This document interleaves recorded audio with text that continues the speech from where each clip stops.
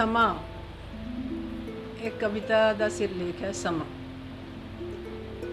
सुनिया सी समा गुजर जाता है, सुनिया सी समा गुजर जाता है, पर समझा उदों जदों सारा समा मेरे विचों दी गुजरिया।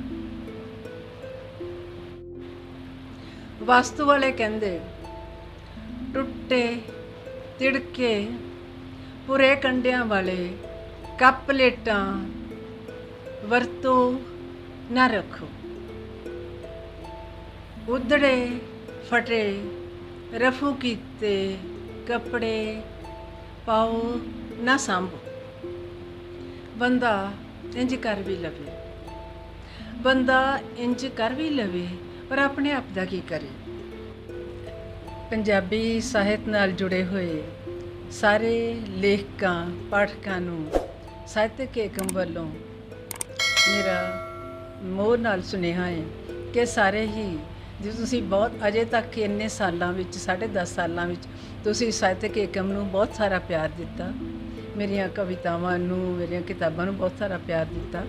असी सारे असल विच एक परिवार हाँ ते असी सारे एक ਸਾਹਿਤ ਦੇ जरिए पंजाबी माँ बोली के जरिए एक दूजे नाल जुड़े हुए हाँ ते इस तरीके नाल जुड़े रहिए, माँ बोली नूं बहुत सारा सत्कार देंदे रहिए, ਇਹਦੇ वास्ते जो हो सकता करते रहिए ते नाल नाल असी पंजाबी ਸਾਹਿਤ नाल इस तरह जुड़िए कि असी चंगियां कदरां कीमतां आने वालियां पीढ़ियां वास्ते छड्डदे रहिए, चंगे सुनेहे दे के जाइए। शुक्रिया। मैं बतौर मैनेजर ਸਾਹਿਤਕ ਏਕਮ ਸਾਰੇ ਪਾਠਕਾਂ, ਲੇਖਕਾਂ, ਸਨੇਹੀਆਂ ਤੇ ਸਹਿਯੋਗੀਆਂ ਦਾ ਤਹਿਤ ਸ਼ੁਭਕਾਮਨਾਵਾਂ ਦਿੰਦਾ ਹੋਇਆ ਤਹਿ ਦਿਲੋਂ ਧੰਨਵਾਦ ਕਰਦਾ ਉਹਨਾਂ ਦੇ ਸਹਿਯੋਗ ਲਈ, ਅਤੇ ਅੱਗੋਂ ਤੋਂ ਵੀ ਆਸ ਕਰਦਾ ਕਿ ਸਾਰੇ ਜਣੇ ਇਸੇ ਤਰ੍ਹਾਂ ਪਿਆਰ ਦਿੰਦੇ ਹੋਏ ਸਾਨੂੰ ਸਾਡੀ ਹੌਸਲਾ ਅਫਜ਼ਾਈ ਕਰਦੇ ਰਹਿਣਗੇ। ਬਹੁਤ ਬਹੁਤ ਧੰਨਵਾਦ।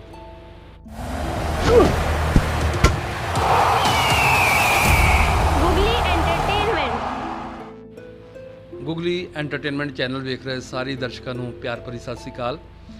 ਅੱਜ ਸਫ਼ਰ ਜ਼ਿੰਦਗੀ ਦੇ ਐਪੀਸੋਡ 43 ਦੇ ਵਿੱਚ ਅਸੀਂ ਤੁਹਾਡੇ ਸਭ ਦੇ ਰੂਬਰੂ ਕਰਨ ਜਾ ਰਹੇ ਹਾਂ ਪੰਜਾਬੀ ਦੇ ਪ੍ਰਸਿੱਧ ਕਵਿੱਤਰੀ ਭੈਣ ਜੀ ਰਤਿੰਦਰ ਸੰਧੂ ਜੀ ਨੂੰ, ਔਰ ਨਾਲ ਹੀ ਦੱਸ ਦਵਾਂ ਕਿ ਇਹਨਾਂ ਨੇ ਲੰਮਾ ਸਮਾਂ ਜਿਹੜਾ ਵਾ ਉਹ ਅਧਿਆਪਕਾਂ ਵਜੋਂ ਵੀ ਸੇਵਾਵਾਂ ਨਿਭਾਈਆਂ ਹੋਈਆਂ ਨੇ, ਔਰ ਸਾਰੇ ਪੰਜਾਬ ਭਰ ਦੇ ਵਿੱਚ ਇਹਨਾਂ ਦਾ ਨਾਮ ਮਕਬੂਲ ਆ। ਕਿਉਂ ਮਕਬੂਲ ਆ ਕਿ ਸਾਹਿਤਕ ਏਕਮ ਅੰਕ ਜਿਹੜਾ ਵਾ ਪਾਠਕਾਂ ਦੀ ਝੋਲੀ ਜਿਹੜਾ ਉਹ ਪਾ ਰਹੇ ਨੇ, ਤੇ ਬਹੁਤ ਚੰਗਾ ਲੱਗਦਾ ਵਾ ਇਹਨਾਂ ਨੂੰ ਮਿਲ ਕੇ। ਹਮੇਸ਼ਾ ਜਿਹੜਾ ਵਾ ਸਾਨੂੰ ਇੱਕ ਨਵੀਂ ਦਿਸ਼ਾ ਮਿਲਦੀ ਆ, ਔਰ ਅਸੀਂ ਉਹਨਾਂ ਰਾਹਾਂ 'ਤੇ ਤੁਰੇ ਰਹਿੰਦੇ ਹਾਂ। ਅਤੇ ਅੱਜ ਜਿਹੜਾ ਇਹਨਾਂ ਨਾਲ ਮਿਲਣ ਦਾ ਸਬੱਬ ਬਣਿਆ ਵਾ ਉਹ ਵੀ ਇਸੇ ਹੀ ਕੜੀ ਦਾ ਇੱਕ ਹਿੱਸਾ ਵਾ ਕਿ ਇਹ ਵੱਡੇ ਪੂਰਨੇ ਇਹਨਾਂ ਨੇ ਪਾਏ ਆ, ਸਮਾਜ ਦੇ ਵਿੱਚ ਵੱਡੀਆਂ ਪੈੜਾਂ ਪਾਈਆਂ ਨੇ, ਅਤੇ ਅਸੀਂ ਉਹਨਾਂ ਦੇ ਉੱਤੇ ਹਮੇਸ਼ਾ ਤੁਰਨ ਦਾ ਯਤਨ ਕਰਦੇ ਹਾਂ। ਅਤੇ ਆਓ ਮਿਲਦੇ ਹਾਂ ਭੈਣ ਜੀ ਰਤਿੰਦਰ ਸੰਧੂ ਜੀ ਨੂੰ। शुक्रिया जी, शुक्रिया रमेश रामपुरा जी, ते नाल ही शुक्रिया तुहाडे चैनल का सारे ही जिन्ने जुड़े अपने नाल, उन्हां सब का बहुत बहुत शुक्रिया। मैनू पाठकां दे, सुनने वालियां दे, ਸਰੋਤਿਆਂ दे, ਲੇਖਕਾਂ ਦੇ रूबरू करने वास्ते बहुत शुक्रिया, बहुत मेहरबानी। ਭੈਣ ਜੀ ਸਭ ਤੋਂ ਪਹਿਲਾਂ ਤੇ ਆਪਾਂ ਤੁਹਾਡੇ ਸਫ਼ਰ ਦੇ ਸੰਬੰਧੀ ਗੱਲ ਕਰਾਂਗੇ ਕਿ ਅਧਿਆਪਕਾ ਵਜੋਂ ਤੁਸੀਂ ਕਿੰਨੇ ਸਾਲ ਜਿਹੜੀਆਂ ਵਾ ਉਹ ਸੇਵਾਵਾਂ ਜਿਹੜੀਆਂ ਅਰਪਿਤ ਕੀਤੀਆਂ ਔਰ ਬੱਚਿਆਂ ਨੂੰ ਜਿਹੜਾ ਵਾ ਉਹ ਗਿਆਨ ਵੰਡਿਆ? ਇਹ ਲੰਬਾ ਸਮਾਂ ਹੈ ਜੀ। ਮੈਂ 67 ਵਿੱਚ ਟੈਂਪਰੇਰੀ ਅਧਿਆਪਕਾ ਸਾਇੰਸ ਮਿਸਟਰਸ ਦੇ ਤੌਰ 'ਤੇ ਅਪਾਇੰਟਮੈਂਟ ਹੋਈ ਸੀ ਮੇਰੀ। ਪਹਿਲਾ ਸਕੂਲ ਸੀ ਤਰਨਤਾਰਨ ਸੀਨੀਅਰ ਸੈਕੰਡਰੀ ਸਕੂਲ, ਜਿਹੜਾ ਹੋਣਾ ਉਦੋਂ ਉਹ ਹਾਇਰ ਸੈਕੰਡਰੀ ਸੀ, ਅਤੇ ਉਹ ਇੰਸੀਡੈਂਟਲੀ ਮੈਂ ਉਸੇ ਸਕੂਲ 'ਚ 10ਵੀਂ ਕੀਤੀ ਸੀ। ਪਹਿਲੀ ਵਿੱਚ ਵੀ ਉੱਥੇ ਦਾਖਲ ਹੋਈ ਸੀ, ਤਾਂ ਉਸ ਸਕੂਲ ਤੋਂ ਉੱਥੇ ਉਸ ਤੋਂ ਬਾਅਦ ਫਿਰ ਵੇਰਕਾ ਮੈਂ 7 ਸਾਲ ਪੜ੍ਹਾਇਆ, ਵੇਰਕਾ ਸਰਕਾਰੀ ਸਕੂਲ। ਉਹਦੇ ਬਾਅਦ ਮੇਰੀ ਬਦਲੀ ਹੋ ਗਈ ਸਰਕਾਰੀ ਹਾਈ ਸਕੂਲ ਗੋਲਬਾਗ, ਤਾਂ 17 ਸਾਲ ਉੱਥੇ ਰਹਿਣ ਪਿੱਛੋਂ ਮੇਰੀ ਪ੍ਰਮੋਸ਼ਨ ਹੋਈ ਮੁੱਖ ਅਧਿਆਪਕਾ ਦੇ ਤੌਰ 'ਤੇ। ਤਾਂ ਫਿਰ ਸਰਕਾਰੀ ਹਾਈ ਸਕੂਲ ਚੌਂਕ ਲਛਮਣ ਸਰ ਵਿੱਚ ਮੈਂ ਬਾਕੀ ਦਾ ਸਮਾਂ ਰਿਟਾਇਰਮੈਂਟ ਤੱਕ ਉੱਥੇ ਹੀ ਰਹੀ ਹਾਂ। ਅਤੇ ਉੱਥੋਂ ਦਾ ਜਿਹੜਾ ਸਮਾਂ ਸੀ, ਵੈਸੇ ਤਾਂ ਮੇਰਾ ਸਾਰਾ ਹੀ ਸਮਾਂ ਜਿਹੜਾ ਹੈ ਉਹ ਜਿੱਥੇ ਵੀ ਰਹੀ ਹਾਂ, ਜਿੰਨੇ ਕੰਮ ਕਰ ਸਕੇ ਉਹ ਕੀਤੇ, ਪਰ ਇਹ ਜਿਹੜਾ ਸਮਾਂ ਸੀ ਖਾਸ ਕਰਕੇ ਇਹਨੂੰ ਮੇਰੇ ਅਧਿਆਪਕ ਮੇਰੇ ਸਮੇਂ ਦਾ 골ਡਨ ਪੀਰੀਅਡ, ਸਕੂਲ ਦਾ 골ਡਨ ਪੀਰੀਅਡ ਕਹਿੰਦੇ ਸੀ, ਜਿਹੜਾ ਮੈਂ ਸਮਾਂ ਇਸ ਸਕੂਲ ਵਿੱਚ ਬਿਤਾਇਆ। ਇੱਥੇ ਹੁੰਦਿਆਂ ਜਦੋਂ ਮੈਂ ਗਈ ਹਾਂ ਤਾਂ ਸਿਰਫ ਟੋਟਲ ਸਕੂਲ ਦੇ 4 ਕਮਰੇ ਹਾਈ ਸਕੂਲ ਕੋਲ ਸੀ, 4 ਪ੍ਰਾਇਮਰੀ ਕੋਲ ਸੀ ਥੱਲੇ। ਤਾਂ ਮੁਕੱਦਮੇ ਚੱਲਦੇ ਸੀ ਪ੍ਰਾਇਮਰੀ ਤੇ ਹਾਈ ਦੇ ਆਪਸ ਵਿੱਚ। ਤਾਂ ਮੈਂ ਤਾਲਮੇਲ ਪੈਦਾ ਕਰਕੇ ਨਾਲ ਆਲੇ ਦੁਆਲੇ ਵਾਲਿਆਂ ਦਾ ਸਹਿਯੋਗ ਲੈ ਕੇ ਉੱਥੇ 10 ਕਮਰਿਆਂ ਦਾ ਸੈੱਟ ਤਾਂ ਇੱਕ ਬਣਾਇਆ, ਜਿੱਥੇ ਅਜੇ ਵੀ ਮੇਰਾ ਨਾਂ ਲਿਖਿਆ ਹੋਇਆ। ਤਾਂ 4 ਕਮਰਿਆਂ ਦਾ ਹੋਰ ਸੈੱਟ ਤੇ 1 ਕਮਰੇ ਦੀ ਵਰਗਰਾਂਡ, ਮਤਲਬ 15 ਕਮਰੇ ਮੈਂ ਉੱਥੇ ਬਣਾ ਕੇ ਆਈ ਹਾਂ ਉਸ ਸਕੂਲ ਵਿੱਚ। ਤੇ ਹੁਣ ਤੱਕ ਉਹੀ ਬਿਲਡਿੰਗ ਹੈ ਜਿਹੜੀ ਹੁਣ ਜਿਹਦੇ ਵਿੱਚ ਹਾਈ ਸਕੂਲ ਚੱਲ ਰਿਹਾ, ਪ੍ਰਾਇਮਰੀ ਵੀ ਚੱਲ ਰਿਹਾ। ਤਾਂ ਇਸ ਕਰਕੇ ਮੈਨੂੰ ਉਹਦੇ ਤੇ ਮਨ ਨਾਲ ਇਹ ਹੀ ਨਹੀਂ ਕਿ ਮੈਂ ਉਸ ਵੇਲੇ ਇਸ ਸਕੂਲ ਦੀ ਹਰ ਪੱਖੋਂ ਮਤਲਬ ਕੰਮ ਕੀਤਾ। ਉਸ ਵੇਲੇ ਆਲੇ ਦੁਆਲੇ ਬਹੁਤ ਸਾਰੇ ਪ੍ਰਾਈਵੇਟ ਸਕੂਲ ਸੀਗੇ, ਤਾਂ ਮੈਨੂੰ ਇਹ ਸੀ ਕਿ ਸਾਡੇ ਬੱਚਿਆਂ ਨੂੰ ਕਿਤੇ ਹੀਣ ਭਾਵ ਨਾ ਆਵੇ। ਸੋ ਮੈਂ ਉਹਨਾਂ ਦੀ ਵੀ ਯੂਨੀਫਾਰਮ ਇਸ ਤਰ੍ਹਾਂ ਦੀ ਲਵਾਈ, ਬੈਚ ਬਣਵਾਏ ਕਿ ਕੁੜੀਆਂ ਚੁੰਨੀਆਂ 'ਤੇ ਬੈਚ ਲਾ ਕੇ ਆਉਣ, ਬੱਚੇ ਬੈਲਟਸ ਲਾ ਕੇ ਆਉਣ। ਤਾਂ ਨਾਲ ਪੋਸਟਰ ਵਗੈਰਾ ਛਪਵਾ ਕੇ ਦੂਰ ਦੂਰ ਲਗਵਾਉਂਦੀ ਰਹੀ ਤਾਂ ਕਿ ਉਸ ਸਕੂਲ ਦੀ ਗਿਣਤੀ ਵਧੇ। ਜਦੋਂ ਮੈਂ ਗਈ ਹਾਂ ਉਸ ਵੇਲੇ 111 ਬੱਚੇ ਸੀ ਅਤੇ ਮੇਰੇ ਆਉਣ ਤੱਕ 400 ਬੱਚੇ ਹੋ ਗਏ ਸੀ। ਤਾਂ ਇਸ ਕਰਕੇ ਮੈਨੂੰ ਉਸ ਕੰਮ ਕੀਤੇ ਦਾ ਬੜਾ ਮਾਣ ਹੈ ਕਿ ਮੈਂ ਘੱਟੋ ਘੱਟ ਜਿੰਨਾ ਚਿਰ ਰਹੀ ਹਾਂ ਮੈਂ ਕੰਮ ਕਰ ਸਕਦੀ ਹਾਂ। ਆਲੇ ਦੁਆਲੇ ਦਾ ਬਹੁਤ ਸਹਿਯੋਗ ਮਿਲਿਆ, ਜਿਹੜੇ ਹੁਣ ਵੀ ਉਸ ਤਰ੍ਹਾਂ ਦੇ ਰਿਸ਼ਤੇ ਬਣੇ ਹੋਏ ਨੇ। ਉਹਨਾਂ ਦਿਨਾਂ ਵਿੱਚ ਅਸੀਂ ਸਿਆਸੀ ਬੰਦਿਆਂ ਤੋਂ ਵੀ ਜਿੰਨੀ ਮਦਦ ਲੈ ਸਕਦੇ ਸੀ ਚਾਰ ਸਵੇਰੇ ਦੌੜ ਭੱਜ ਕਰਕੇ ਲਈ, ਅਤੇ ਉਸ ਸਕੂਲ ਦਾ ਬੂਮ ਮੈਂ ਤਾਂ ਸਮਝ ਸਕਿਆ। ਅਰਤਿੰਦਰ ਸੰਧੂ ਜੀ, ਇਸ ਜਿਹੜਾ ਤੁਹਾਡੇ ਸਿੱਖਿਆ ਖੇਤਰ ਦੇ ਵਿੱਚ ਲੰਬਾ ਸਮਾਂ ਜਿਹੜਾ ਤੁਸੀਂ ਵਿਦਿਆਰਥੀਆਂ ਨੂੰ ਗਿਆਨ ਵੰਡਿਆ, ਕੁਝ ਉਹ ਵਿਦਿਆਰਥੀ ਜਿਹੜੇ ਅੱਜ ਵੀ ਤੁਹਾਡੇ ਚੇਤਿਆਂ 'ਚ ਵਸੇ ਹੋਣ ਜਾਂ ਜਿਨ੍ਹਾਂ ਨੇ ਮੁਕਾਮ ਹਾਸਲ ਕੀਤੇ ਆ, ਕੋਈ ਤੁਹਾਨੂੰ ਮਿਲਦੇ ਹੋਣ, ਉਹਨਾਂ ਦਾ ਜ਼ਿਕਰ ਜ਼ਰੂਰ। ਹਾਂ, ਗਏ ਬਗਾਏ ਕਈ ਵਾਰ ਅਚਾਨਕ ਹੀ ਕੋਈ ਬੰਦੇ ਗੋਡਿਆਂ ਨੂੰ ਹੱਥ ਲਾ ਦਿੰਦੇ ਤਾਂ ਪਤਾ ਲੱਗਦਾ, ਪਹਿਚਾਣ ਨਹੀਂ ਆਉਂਦੀ। ਉਦੋਂ ਬੱਚੇ ਸਨ ਤਾਂ ਉਹ ਦੱਸਦੇ ਵੀ ਅਸੀਂ ਪੜ੍ਹਦੇ ਰਹੇ ਹਾਂ। ਇੱਕ ਸਟੂਡੈਂਟ ਤਾਂ ਹੁਣ ਵੀ ਇੱਥੇ ਗੁਰੂ ਨਾਨਕ ਦੇਵ ਯੂਨੀਵਰਸਿਟੀ ਵਿੱਚ ਪ੍ਰੋਫੈਸਰ ਹੈ। ਤਾਂ ਇੱਕ ਸਟੂਡੈਂਟ ਬਹੁਤ ਸਾਲਾਂ ਪਿੱਛੋਂ ਮੈਨੂੰ ਮਿਲੀ। ਅਸਲ 'ਚ ਮੈਂ ਬੱਚਿਆਂ ਦੀ ਫਾਈਨੈਂਸ਼ੀਅਲੀ ਵੀ ਮਦਦ ਕਰਦੀ ਰਹੀ ਕਿ ਜਿੰਨੀ ਜ਼ਰੂਰਤ ਹੁੰਦੀ ਸੀ। ਅਤੇ ਉਹ ਲੜਕੀ ਮੈਨੂੰ ਬਹੁਤ ਸਾਲਾਂ ਬਾਅਦ ਮਿਲੀ, ਮੈਂ ਤਾਂ ਪਛਾਣਿਆ ਨਹੀਂ। ਉਹ ਤਕਰੀਬਨ ਕੋਈ 10-11 ਸਾਲ ਪਹਿਲਾਂ ਦੀ ਗੱਲ ਹੈ। ਅਸੀਂ ਮਾਲ ਰੋਡ 'ਤੇ ਖੜ੍ਹੇ ਸੀ ਅਤੇ ਉਹ ਆ ਗਈ ਤਾਂ ਕਹਿੰਦੀ ਸਤਿ ਸ਼੍ਰੀ ਅਕਾਲ। ਮੈਂ ਪਛਾਣਿਆ ਨਹੀਂ ਵੀ ਇਹ ਲੇਡੀ ਕੌਣ। ਉਹ ਕਹਿੰਦੀ ਮੈਂ ਨਾ ਤੁਹਾਡੀ ਸਟੂਡੈਂਟ ਹਾਂ ਰਣਜੀਤ। ਜਦੋਂ ਮੈਂ ਸਕੂਲ ਪੜ੍ਹਦੀ ਤੁਸੀਂ ਮੈਨੂੰ ਕਹਿੰਦੇ ਸੀ ਕਿ ਤੂੰ ਡਾਕਟਰ ਬਣ, ਮੈਂ ਤੇਰੀ ਮਦਦ ਕਰੂੰਗੀ। ਕਿਉਂਕਿ ਸਰਕਾਰੀ ਸਕੂਲ ਵਿੱਚ ਬੱਚਿਆਂ ਦੀ ਜਿਹੜੀ ਆਰਥਿਕ ਹਾਲਤ ਬਹੁਤ ਵਧੀਆ ਨਹੀਂ ਹੁੰਦੀ, ਬਹੁਤ ਮਜਬੂਰੀਆਂ ਵਿੱਚ ਪੜ੍ਹਦੇ ਬੱਚੇ। ਅਤੇ ਜਿਹੜੇ ਚੰਗੇ ਬੱਚੇ ਹੁੰਦੇ, ਮੈਂ ਕੋਸ਼ਿਸ਼ ਕਰਦੀ ਸੀ ਵੀ ਇਹ ਨਿਕਲ ਸਕਣ ਇਸ ਹਾਲਾਤ 'ਚੋਂ, ਇਹ ਮਤਲਬ ਇਹਨਾਂ ਦਾ ਹੁਨਰ ਜਿਹੜਾ ਇਸ ਤਰ੍ਹਾਂ ਹੀ ਖਤਮ ਨਾ ਹੋ ਜਾਵੇ। ਤਾਂ ਉਹ ਕਹਿੰਦੀ ਮੈਨੂੰ ਤਾਂ ਭੁੱਲ ਗਿਆ ਸੀ ਕਿਉਂਕਿ ਬਹੁਤ ਸਟੂਡੈਂਟਸ ਇੰਨੇ ਨਿਕਲੇ। ਉਹਨੇ ਮੈਨੂੰ ਕਿਹਾ ਤੁਸੀਂ ਮੈਨੂੰ ਕਹਿੰਦੇ ਹੁੰਦੇ ਸੀ ਕਿ ਤੂੰ ਡਾਕਟਰ ਬਣ ਅਤੇ ਮੈਂ ਤੈਨੂੰ ਪੜ੍ਹਾਉਂਗੀ। ਤਾਂ ਮੈਂ ਡਾਕਟਰ ਤਾਂ ਨਹੀਂ ਬਣ ਸਕੀ ਅਤੇ ਨਰਸ ਬਣ ਗਈ। ਤਾਂ ਹੁਣ ਮੈਂ ਅਮਰੀਕਾ ਜਾ ਰਹੀ ਹਾਂ ਅਤੇ ਮੈਂ ਚਾਹੁੰਦੀ ਸੀ ਵੀ ਹੇ ਰੱਬ ਸੱਚਿਆ, ਇੱਕ ਵਾਰ ਮੈਨੂੰ ਜਾਣ ਤੋਂ ਪਹਿਲਾਂ ਮਿਲਾ ਦੇ। ਤਾਂ ਉਹ ਮਿਲੀ। ਉਹਦੇ ਪਿੱਛੋਂ ਇਹੀ ਨਹੀਂ, ਉਹ 10 ਸਾਲ ਪਿੱਛੋਂ ਫਿਰ ਆਈ 3 ਮਹੀਨੇ ਪਹਿਲਾਂ। ਤਾਂ ਉਹਨੇ ਕਿਸੇ ਕੋਲੋਂ ਫਿਰ ਮੇਰਾ ਨੰਬਰ ਲੈ ਕੇ ਅਤੇ ਕੋਂਟੈਕਟ ਕੀਤਾ ਤਾਂ ਫਿਰ ਮਿਲਣ ਆਈ ਘਰ। ਅਤੇ ਕਹਿੰਦੀ ਕਿ ਜਦੋਂ ਤੁਸੀਂ ਅਮਰੀਕਾ ਆਓ ਮੈਨੂੰ ਜ਼ਰੂਰ ਮਿਲੋ, ਮੈਂ ਤੁਹਾਨੂੰ ਘੁਮਾਉਣਾ ਚਾਹੁੰਦੀ। ਮਤਲਬ ਇਸ ਤਰ੍ਹਾਂ ਕੋਈ ਸਟੂਡੈਂਟਸ ਜਿਹੜੇ ਚੰਗੇ, ਬਹੁਤ ਸਾਰੇ ਹਰ ਤਰ੍ਹਾਂ ਦੇ ਸਟੂਡੈਂਟਸ ਹੁੰਦੇ, ਪਰ ਮੈਂ ਜਿੰਨਾ ਮੇਰਾ ਮਤਲਬ ਕੋਸ਼ਿਸ਼ ਇਹੀ ਰਹੀ ਹੈ ਕਿ ਜਿਹੜੇ ਬੱਚਿਆਂ ਦੀ ਖਾਤਰ ਅਸੀਂ ਆਪਣੇ ਬੱਚਿਆਂ ਨੂੰ ਪੜ੍ਹਾ ਰਹੇ ਹਾਂ, ਖਰਚ ਲਿਆ ਕੇ ਜਿਸ ਨੂੰ ਪੈਸੇ ਜਿਨ੍ਹਾਂ ਨੂੰ ਪੜ੍ਹਾਉਣ ਦੇ ਅਸੀਂ ਤਨਖਾਹ ਲੈਂਦੇ ਹਾਂ ਅਤੇ ਆਪਣੇ ਬੱਚਿਆਂ 'ਤੇ ਲਾ ਕੇ ਇਹਨਾਂ ਨੂੰ ਪੜ੍ਹਾ ਰਹੇ ਹਾਂ, ਉਹਨਾਂ ਬੱਚਿਆਂ ਲਈ ਅਸੀਂ ਜੋ ਕਰ ਸਕੀਏ ਕਰਦੇ ਰਹਿਣਾ ਚਾਹੀਦਾ। ਤਾਂ ਇਸ ਕਰਕੇ ਮੇਰਾ ਹੀ ਨਹੀਂ, ਸਾਡੇ ਪਰਿਵਾਰ ਵਿੱਚ ਇਹੋ ਹੀ ਐਟੀਟਿਊਡ ਰਿਹਾ ਹੈ। ਮੈਂ ਹੋਰ ਵੀ ਜਿਹੜੇ ਬੱਚੇ ਜਿਨ੍ਹਾਂ ਦਾ ਮੈਨੂੰ ਪਤਾ ਲੱਗਦਾ ਸੀ ਹੈਂਡੀਕੈਪ ਦਾ ਠੀਕ ਨਹੀਂ, ਮੈਂ ਜਿੰਨਾ ਕੁ ਸਰਿਆ ਬਣਿਆ, ਇਹ ਨਹੀਂ ਕਿ ਬਹੁਤ ਸਾਰਾ ਪੈਸਾ ਤਾਂ ਨਹੀਂ ਸੀ ਖਰਚ ਸਕਦੀ, ਪਰ ਜਿੰਨਾ ਕਰ ਸਕਦੀ ਸੀ ਮੈਂ ਓਨਾ ਕਰਨ ਦੀ ਕੋਸ਼ਿਸ਼ ਕੀਤੀ ਹੈ ਆਪਣੇ ਸਕੂਲ ਵਾਸਤੇ, ਬੱਚਿਆਂ ਵਾਸਤੇ, ਜਿੱਥੇ ਵੀ ਹੋ ਸਕਦਾ। ਮੈਂ ਬੱਚੇ ਅਡੋਪਟ ਵੀ ਕੀਤੇ ਹੁੰਦੇ ਸੀ ਹਰ ਸਾਲ ਕੁਛ, ਜਿਨ੍ਹਾਂ ਦੀ ਫੀਸ ਕਿਤਾਬਾਂ ਮੈਂ ਦਿੰਦੀ ਰਹੀ ਹਾਂ। ਮਤਲਬ ਜਿੰਨਾ ਕੁ ਮੈਂ ਚਾਹੁੰਦੀ ਸੀ ਕਿ ਜਿੰਨਾ ਕੁ ਹੋ ਸਕਦਾ ਹੈ ਉਹਨਾਂ ਆਪਣੀ ਡਿਊਟੀ ਨੂੰ ਸਮਾਜ ਪ੍ਰਤੀ ਵੀ ਨਿਭਾਉਂਦੇ ਰਹੀਏ। ਅਰਤਿੰਦਰ ਸੰਧੂ ਜੀ, ਸਿੱਖਿਆ ਦੇ ਖੇਤਰ ਵਿੱਚ ਅਰਤਿੰਦਰ ਕੌਰ ਸੰਧੂ ਅਤੇ ਅਰਤਿੰਦਰ ਕੌਰ ਸੰਧੂ ਤੋਂ ਪੰਜਾਬੀ ਸਾਹਿਤ ਖੇਤਰ ਵਿੱਚ ਅਰਤਿੰਦਰ ਸੰਧੂ ਬਣਨ ਦਾ ਜਿਹੜਾ ਪੈਂਡਾ ਤੁਸੀਂ ਤੈਅ ਕੀਤਾ, ਹੁਣ ਤੱਕ 14 ਕਿਤਾਬਾਂ ਜਿਹੜੀਆਂ ਤੁਸੀਂ ਪਾਠਕਾਂ ਦੀ ਝੋਲੀ ਪਾਈਆਂ ਨੇ, ਇਹ ਤੁਹਾਨੂੰ ਕਿਵੇਂ ਲੱਗਣ ਲੱਗੀ, ਇੱਧਰ ਕਿਵੇਂ ਜਿਹੜਾ ਤੁਸੀਂ ਮੋੜਾ ਕੱਟਿਆ, ਕਿਵੇਂ ਪੈਂਡਾ ਜਿਹੜਾ ਵਾ ਉਹ ਤੈਅ ਕੀਤਾ, ਇਸ ਪੈਂਡੇ ਦਰਮਿਆਨ ਕਿੰਨੀਆਂ ਕੁ ਮੁਸ਼ਕਲਾਂ ਮਸ਼ੱਕਤ ਕਰਨੀ ਪਈ, ਇਹਦੇ ਬਾਰੇ ਜ਼ਰੂਰ ਦੱਸੋ ਜੀ। ਅਸਲ ਵਿੱਚ ਮੇਰਾ ਪੜ੍ਹਨ ਦਾ ਸੁਭਾਅ ਤੇ ਲਿਖਣ ਦਾ ਜਿਹੜਾ ਝੱਸ ਹੈ ਇਹ ਮੇਰਾ ਬਚਪਨ ਤੋਂ ਹੀ ਹੈ। ਮੈਂ ਸਕੂਲ ਵਿੱਚ ਪੜ੍ਹਦਿਆਂ ਵੀ ਕਵਿਤਾਵਾਂ ਲਿਖਦੀ ਸੀ ਤੇ ਉਦੋਂ ਕਵਿਤਾ ਦਾ ਇੰਨੀ ਉਮਰ ਹੁੰਦੀ ਸੀ ਕਿ ਉੱਥੇ ਬਾਲ ਸਭਾ ਵਿੱਚ ਪੜ੍ਹ ਕੇ ਸੁਣਾ ਲਿਆ ਤੇ ਉਹ ਕਵਿਤਾ ਦਾ ਕੰਮ ਆਪਣਾ ਹੋ ਗਿਆ। ਸੋ ਮੈਂ ਲਿਖ ਕੇ ਕਾਪੀਆਂ ਭਰ ਲੈਣੀਆਂ। ਮੈਂ ਅੱਗੇ ਵੀ ਕਈ ਵਾਰ ਇਹ ਸਾਂਝਾ ਕੀਤਾ ਕਿ ਉਦੋਂ ਇਹ ਨਹੀਂ ਸੀ ਕਦਰ ਕਿ ਇਹ ਸਾਡੀ ਕਵਿਤਾ, ਇਹਨੂੰ ਸੰਭਾਲਣਾ। ਮੈਂ ਉਦੋਂ ਕਾਪੀ ਭਰ ਜਾਂਦੀ ਤਾਂ ਮੇਰੇ ਮਦਰ ਜਦੋਂ ਰੱਦੀ ਦੇਣ ਲੱਗਦੇ ਮੈਂ ਕਹਿੰਦੀ ਆ ਵੀ ਭਰ ਗਈ, ਹੁਣ ਇਹ ਵੀ ਦੇ ਦਿਓ।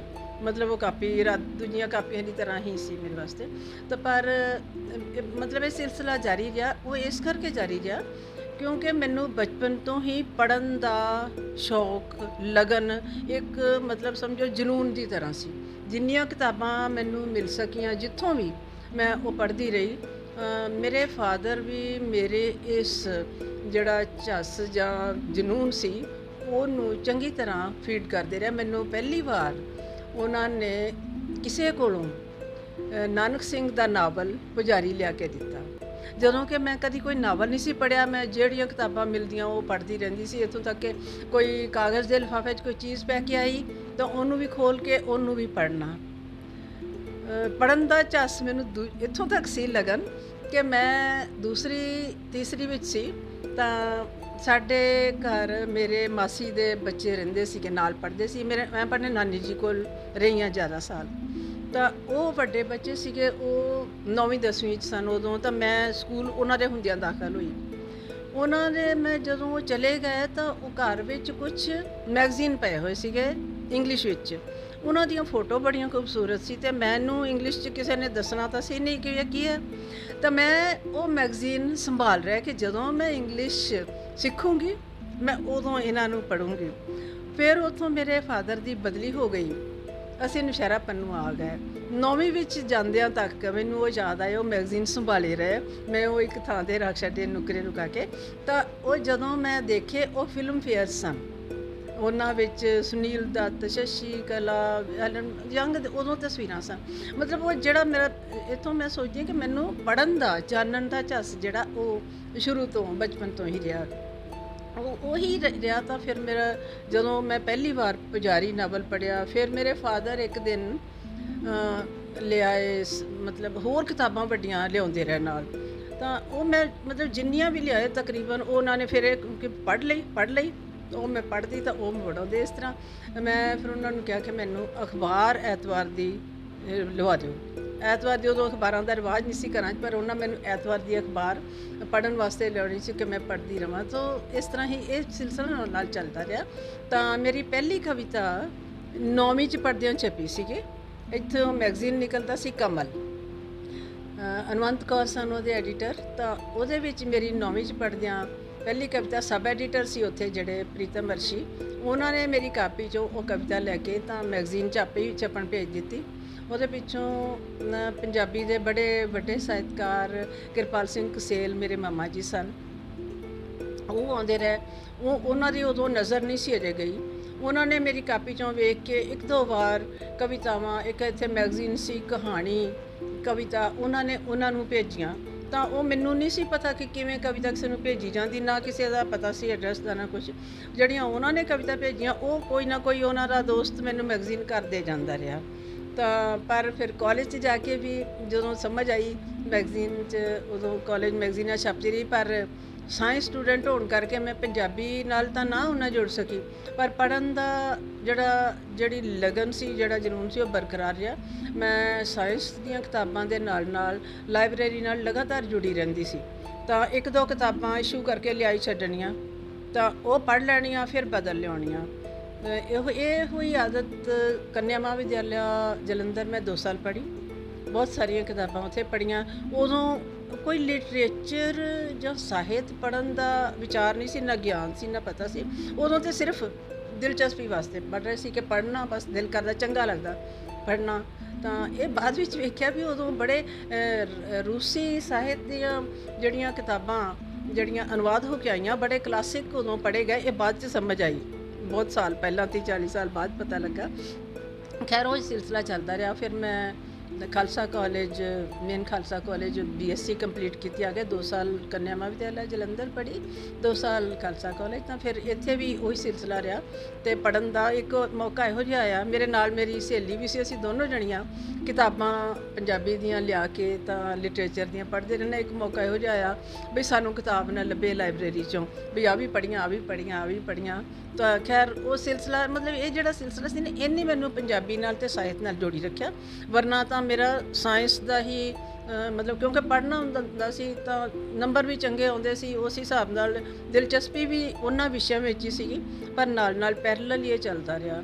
ਤਾਂ ਜਦੋਂ ਪਰ ਇਹ ਕਿ ਮੇਰੀਆਂ ਜਿਹੜੀਆਂ ਮੈਰਿਜ ਜਦੋਂ ਹੋਈ, ਵਿਆਹ ਤੋਂ ਪਿੱਛੋਂ, ਮੈਂ ਆਪਣੀ ਕਵਿਤਾਵਾਂ ਦੀ ਪਹਿਲੀ ਕਾਪੀ ਜਿਹੜੀ ਪਈ ਸੀ ਵਿਆਹ ਤੋਂ ਪਹਿਲੀਆਂ ਕਵਿਤਾਵਾਂ ਦੀ ਕਾਲਜ ਟਾਈਮ ਦੀ, ਉਹ ਤਾਂ ਮੈਂ ਲੈ ਆਈ ਨਾਲ ਅਤੇ ਅਲਮਾਰੀ 'ਚ ਪਈ ਰਹੀ। ਪਰ ਮੈਨੂੰ ਇੰਨੇ ਸਾਲਾਂ 'ਚ ਰੁਝੇਵੇਂ ਇੰਨੇ ਜ਼ਿਆਦਾ ਹੋ ਗਏ, ਸਰਵਿਸ, ਬੱਚਿਆਂ ਨੂੰ ਪਾਲਣਾ, ਰਿਸ਼ਤੇਦਾਰੀਆਂ, ਘਰ, ਕਿ ਮੈਂ ਉਸ ਕਾਪੀ ਨੂੰ ਕੁਝ ਵੀ ਨਹੀਂ ਕਰ ਸਕੀ। ਮੈਂ ਉਹਦੇ ਵਿੱਚ ਸ਼ਾਇਦ ਹੀ ਅੱਤਵਾਦ ਦੇ ਵੇਲੇ ਦੀਆਂ 2-3 ਕਵਿਤਾਵਾਂ ਹੋਰ ਐਡ ਕੀਤੀਆਂ, ਨਹੀਂ ਤੇ ਨਹੀਂ ਕਰ ਸਕੀ। ਬਾਕੀ ਉਹ ਮੇਰੀ, ਪਰ ਉਹ 27 ਸਾਲ ਨਿਕਲ ਗਿਆ ਇਸ ਤਰ੍ਹਾਂ। 27 ਸਾਲ ਪਿੱਛੋਂ ਜਦੋਂ ਮੈਂ ਮੁੱਖ ਅਧਿਆਪਕਾ ਸੀ ਤਾਂ ਮੇਰੀ ਇੱਕ ਅਧਿਆਪਕਾ ਮੈਨੂੰ ਕਹਿੰਦੀ ਹੈ ਕਿ ਤੁਸੀਂ, ਮੈਂ ਉਹਨੂੰ ਕਿਵੇਂ ਪਤਾ ਲੱਗਾ ਕਿ ਮੈਂ ਬੱਚਿਆਂ ਨੂੰ ਕਦੀ ਫੰਕਸ਼ਨ ਹੋਣਾ, ਉਹਨਾਂ ਨੂੰ ਕੋਈ ਗੀਤ ਲਿਖ ਦੇਣਾ ਕਿ ਆਹ ਬੋਲੋ, ਕਿਸੇ ਨੇ ਆਉਣਾ ਹੋਣਾ, ਉਹ ਮੈਨੂੰ ਕਹਿੰਦੀ ਤੁਸੀਂ ਆਪਣੀਆਂ ਜਿਹੜੀਆਂ ਪਹਿਲੀਆਂ ਕਵਿਤਾਵਾਂ ਉਹਨਾਂ ਦੀ ਕਿਤਾਬ ਛਪਾ ਲਓ। ਮੈਂ ਕਿਹਾ ਮੇਰੀ ਕਿਤਾਬ ਕਿੰਨੇ ਪੜ੍ਹਨੀ, ਕਿਉਂਕਿ ਮੈਨੂੰ ਤਾਂ ਆਪਣੀ ਕਵਿਤਾ ਬਾਰੇ ਕੋਈ ਇੰਝ ਨਹੀਂ ਸੀ ਕਿ ਇਹ ਕਵਿਤਾ ਹੈ। ਅੱਛਾ, ਇਨ ਦਾ ਮੀਨ ਟਾਈਮ ਮੈਂ, ਕਿਉਂਕਿ ਸਰਕਲ ਸਾਰੇ ਨਾਲੋਂ ਟੁੱਟ ਹੀ ਰਹੀ, ਤਾਂ ਮੈਨੂੰ ਇਹ ਪਤਾ ਹੀ ਨਹੀਂ ਸੀ ਕਿ ਅੱਜ ਕੱਲ੍ਹ ਕਵਿਤਾ ਕਿਵੇਂ ਲਿਖੀ ਜਾ ਰਹੀ ਹੈ। ਮੇਰੇ ਵਾਸਤੇ ਤਾਂ ਉਹੀ ਕਵਿਤਾ ਸੀ ਜਿਹੜੀ ਮੈਂ ਪੜ੍ਹੀ ਸੀ ਉਦੋਂ 27 ਸਾਲ ਪਹਿਲਾਂ, ਜਾਂ ਮੈਂ ਲਿਖ ਰਹੀ ਸੀ।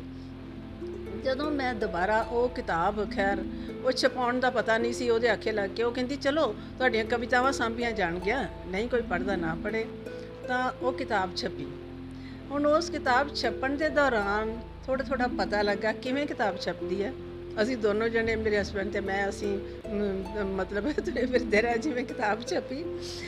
ਤਾਂ ਉਹ ਪਹਿਲੀ ਕਿਤਾਬ ਜਦੋਂ ਮੈਂ ਪਰਮਿੰਦਰਜੀਤ ਨੂੰ ਦੇਣ ਗਈ, ਮੇਰੀ ਭਤੀਜੀ PhD ਕਰਦੀ ਸੀ, ਉਹ ਮੈਨੂੰ ਲੈ ਗਈ।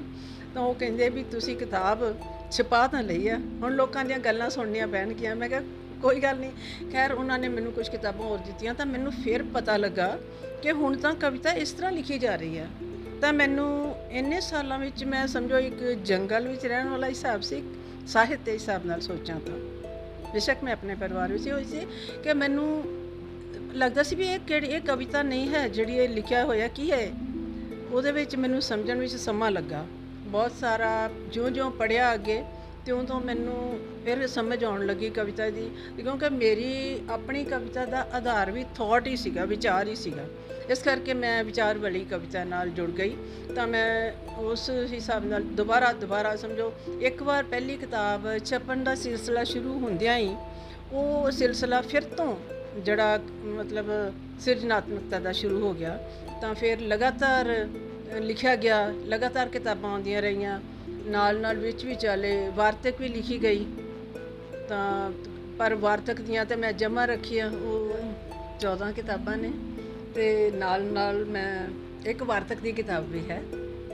ਇਹ ਵਾਰਤਕ ਦਾ ਵੀ ਸਿਲਸਿਲਾ ਇੰਝ ਬਣਿਆ ਕਿ ਕੋਈ 15-16 ਸਾਲ ਪਹਿਲਾਂ ਮੈਗਜ਼ੀਨ ਸੀ ਇੱਕ ਸੰਖ, ਹੁਣ ਬੰਦ ਹੋ ਗਿਆ।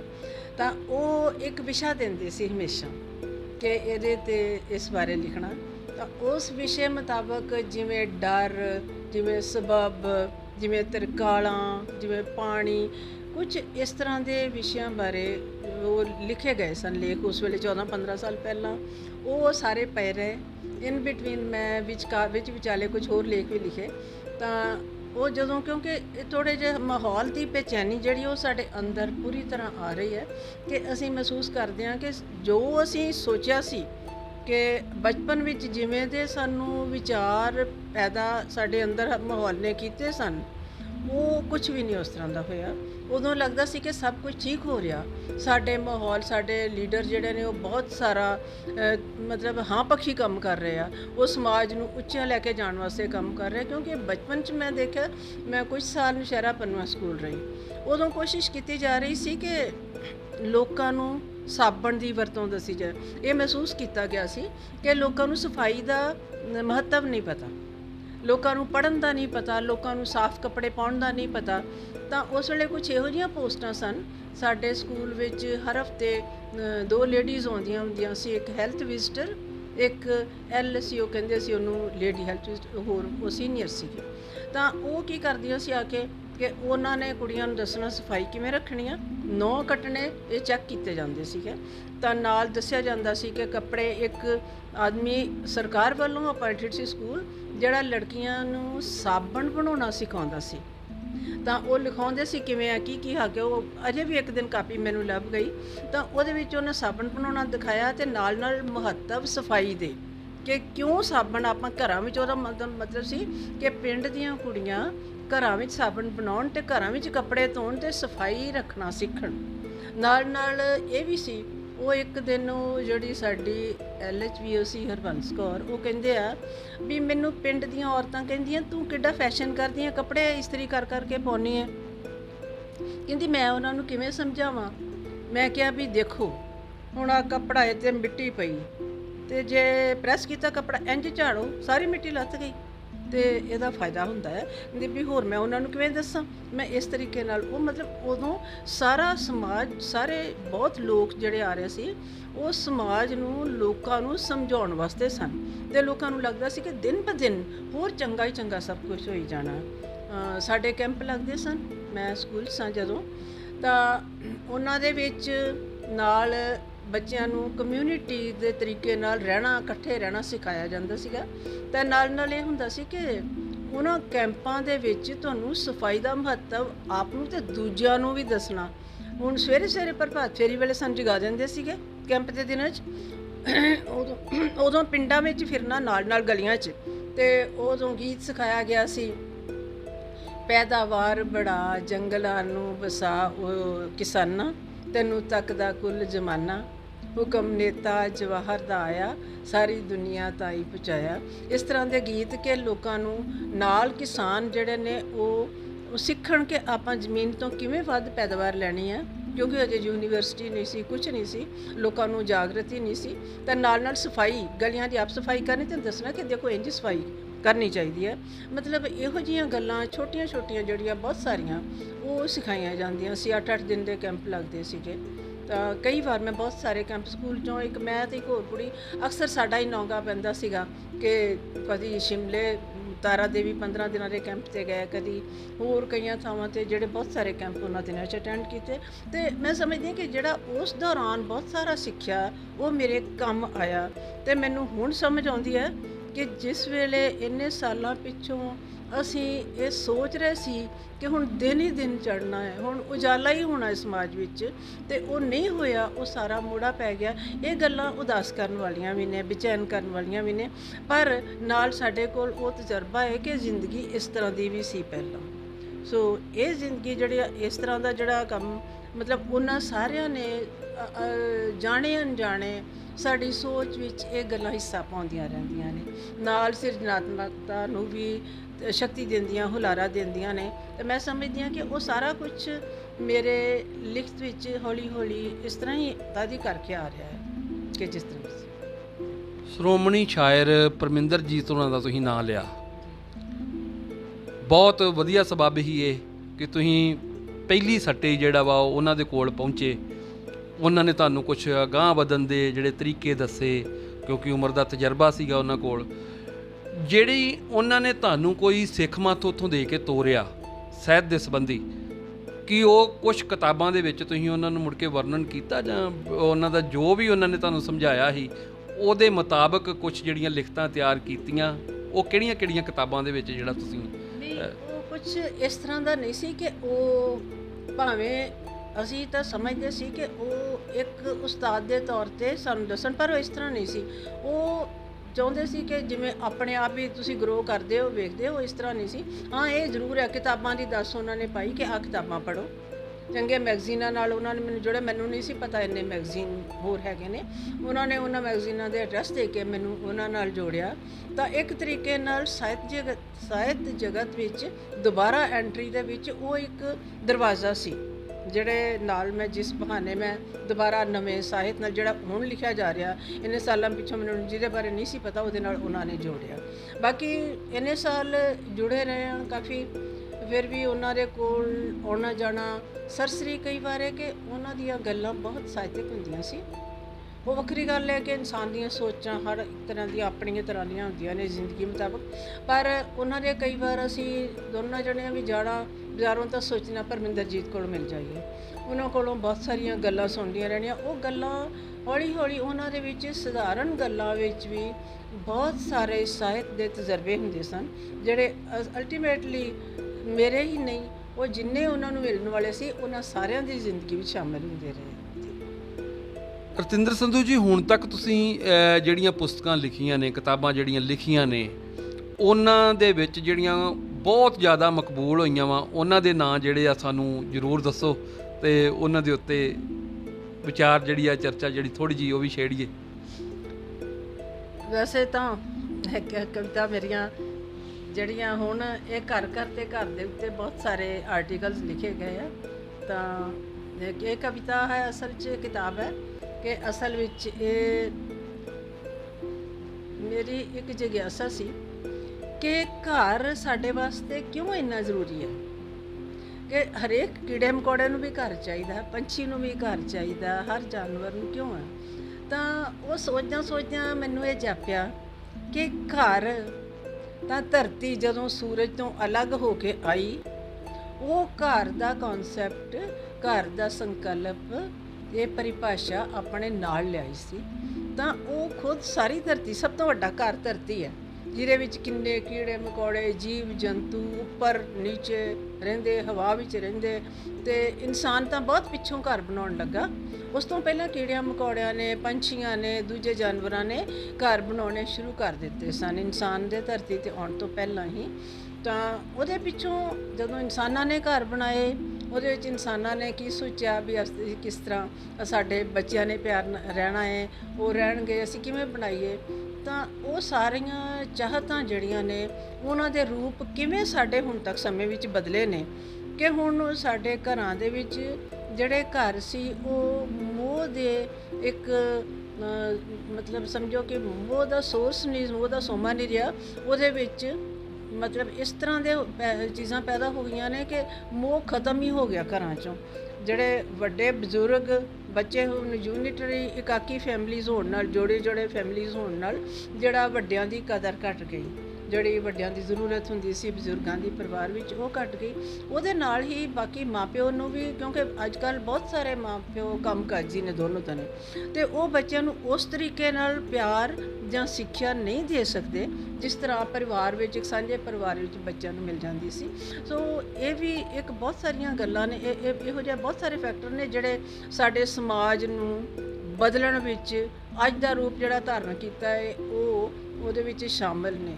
ਤਾਂ ਹੁਣ ਵੱਡੇ ਬਜ਼ੁਰਗ ਸੋਚਦੇ ਨੇ, ਕਿੱਥੇ ਅਸੀਂ ਕਦੀ ਬਚਪਨ 'ਚ ਸੋਚਿਆ ਨਹੀਂ ਸੀ ਬਿਰਧ ਘਰ ਕੋਈ ਚਾਹੀਦੇ ਹੁੰਦੇ ਨੇ ਸਾਡੇ ਸਮਾਜ ਵਿੱਚ, ਪਰ ਹੁਣ ਬਿਰਧ ਘਰ ਨੇ। ਔਰ ਨਾਲ ਇਹ ਦੇਖਿਆ ਵੀ ਗਿਆ ਕਿ ਬਹੁਤ ਸਾਰੇ ਸਿਆਣੇ ਬਜ਼ੁਰਗ ਖੁਦ ਹੀ ਬਿਰਧ ਘਰਾਂ ਵਿੱਚ ਰਹਿਣਾ ਚਾਹੁੰਦੇ ਆ, ਕਿਉਂਕਿ ਉਹਨਾਂ ਨੂੰ ਕੋਈ ਗੱਲ ਕਰਨ ਵਾਲਾ ਨਹੀਂ ਉਹਨਾਂ ਨਾਲ, ਉਹਨਾਂ ਨੂੰ ਕੋਈ ਮੋਹ ਪਿਆਰ ਨਹੀਂ ਮਿਲਦਾ, ਤੇ ਉਹ ਸੋਚਦੇ ਘੱਟੋ ਘੱਟ ਅਸੀਂ ਆਪਣੇ ਵਰਗਿਆਂ ਨਾਲ ਤੇ ਗੱਲਬਾਤ ਕਰ ਸਕਾਂਗੇ।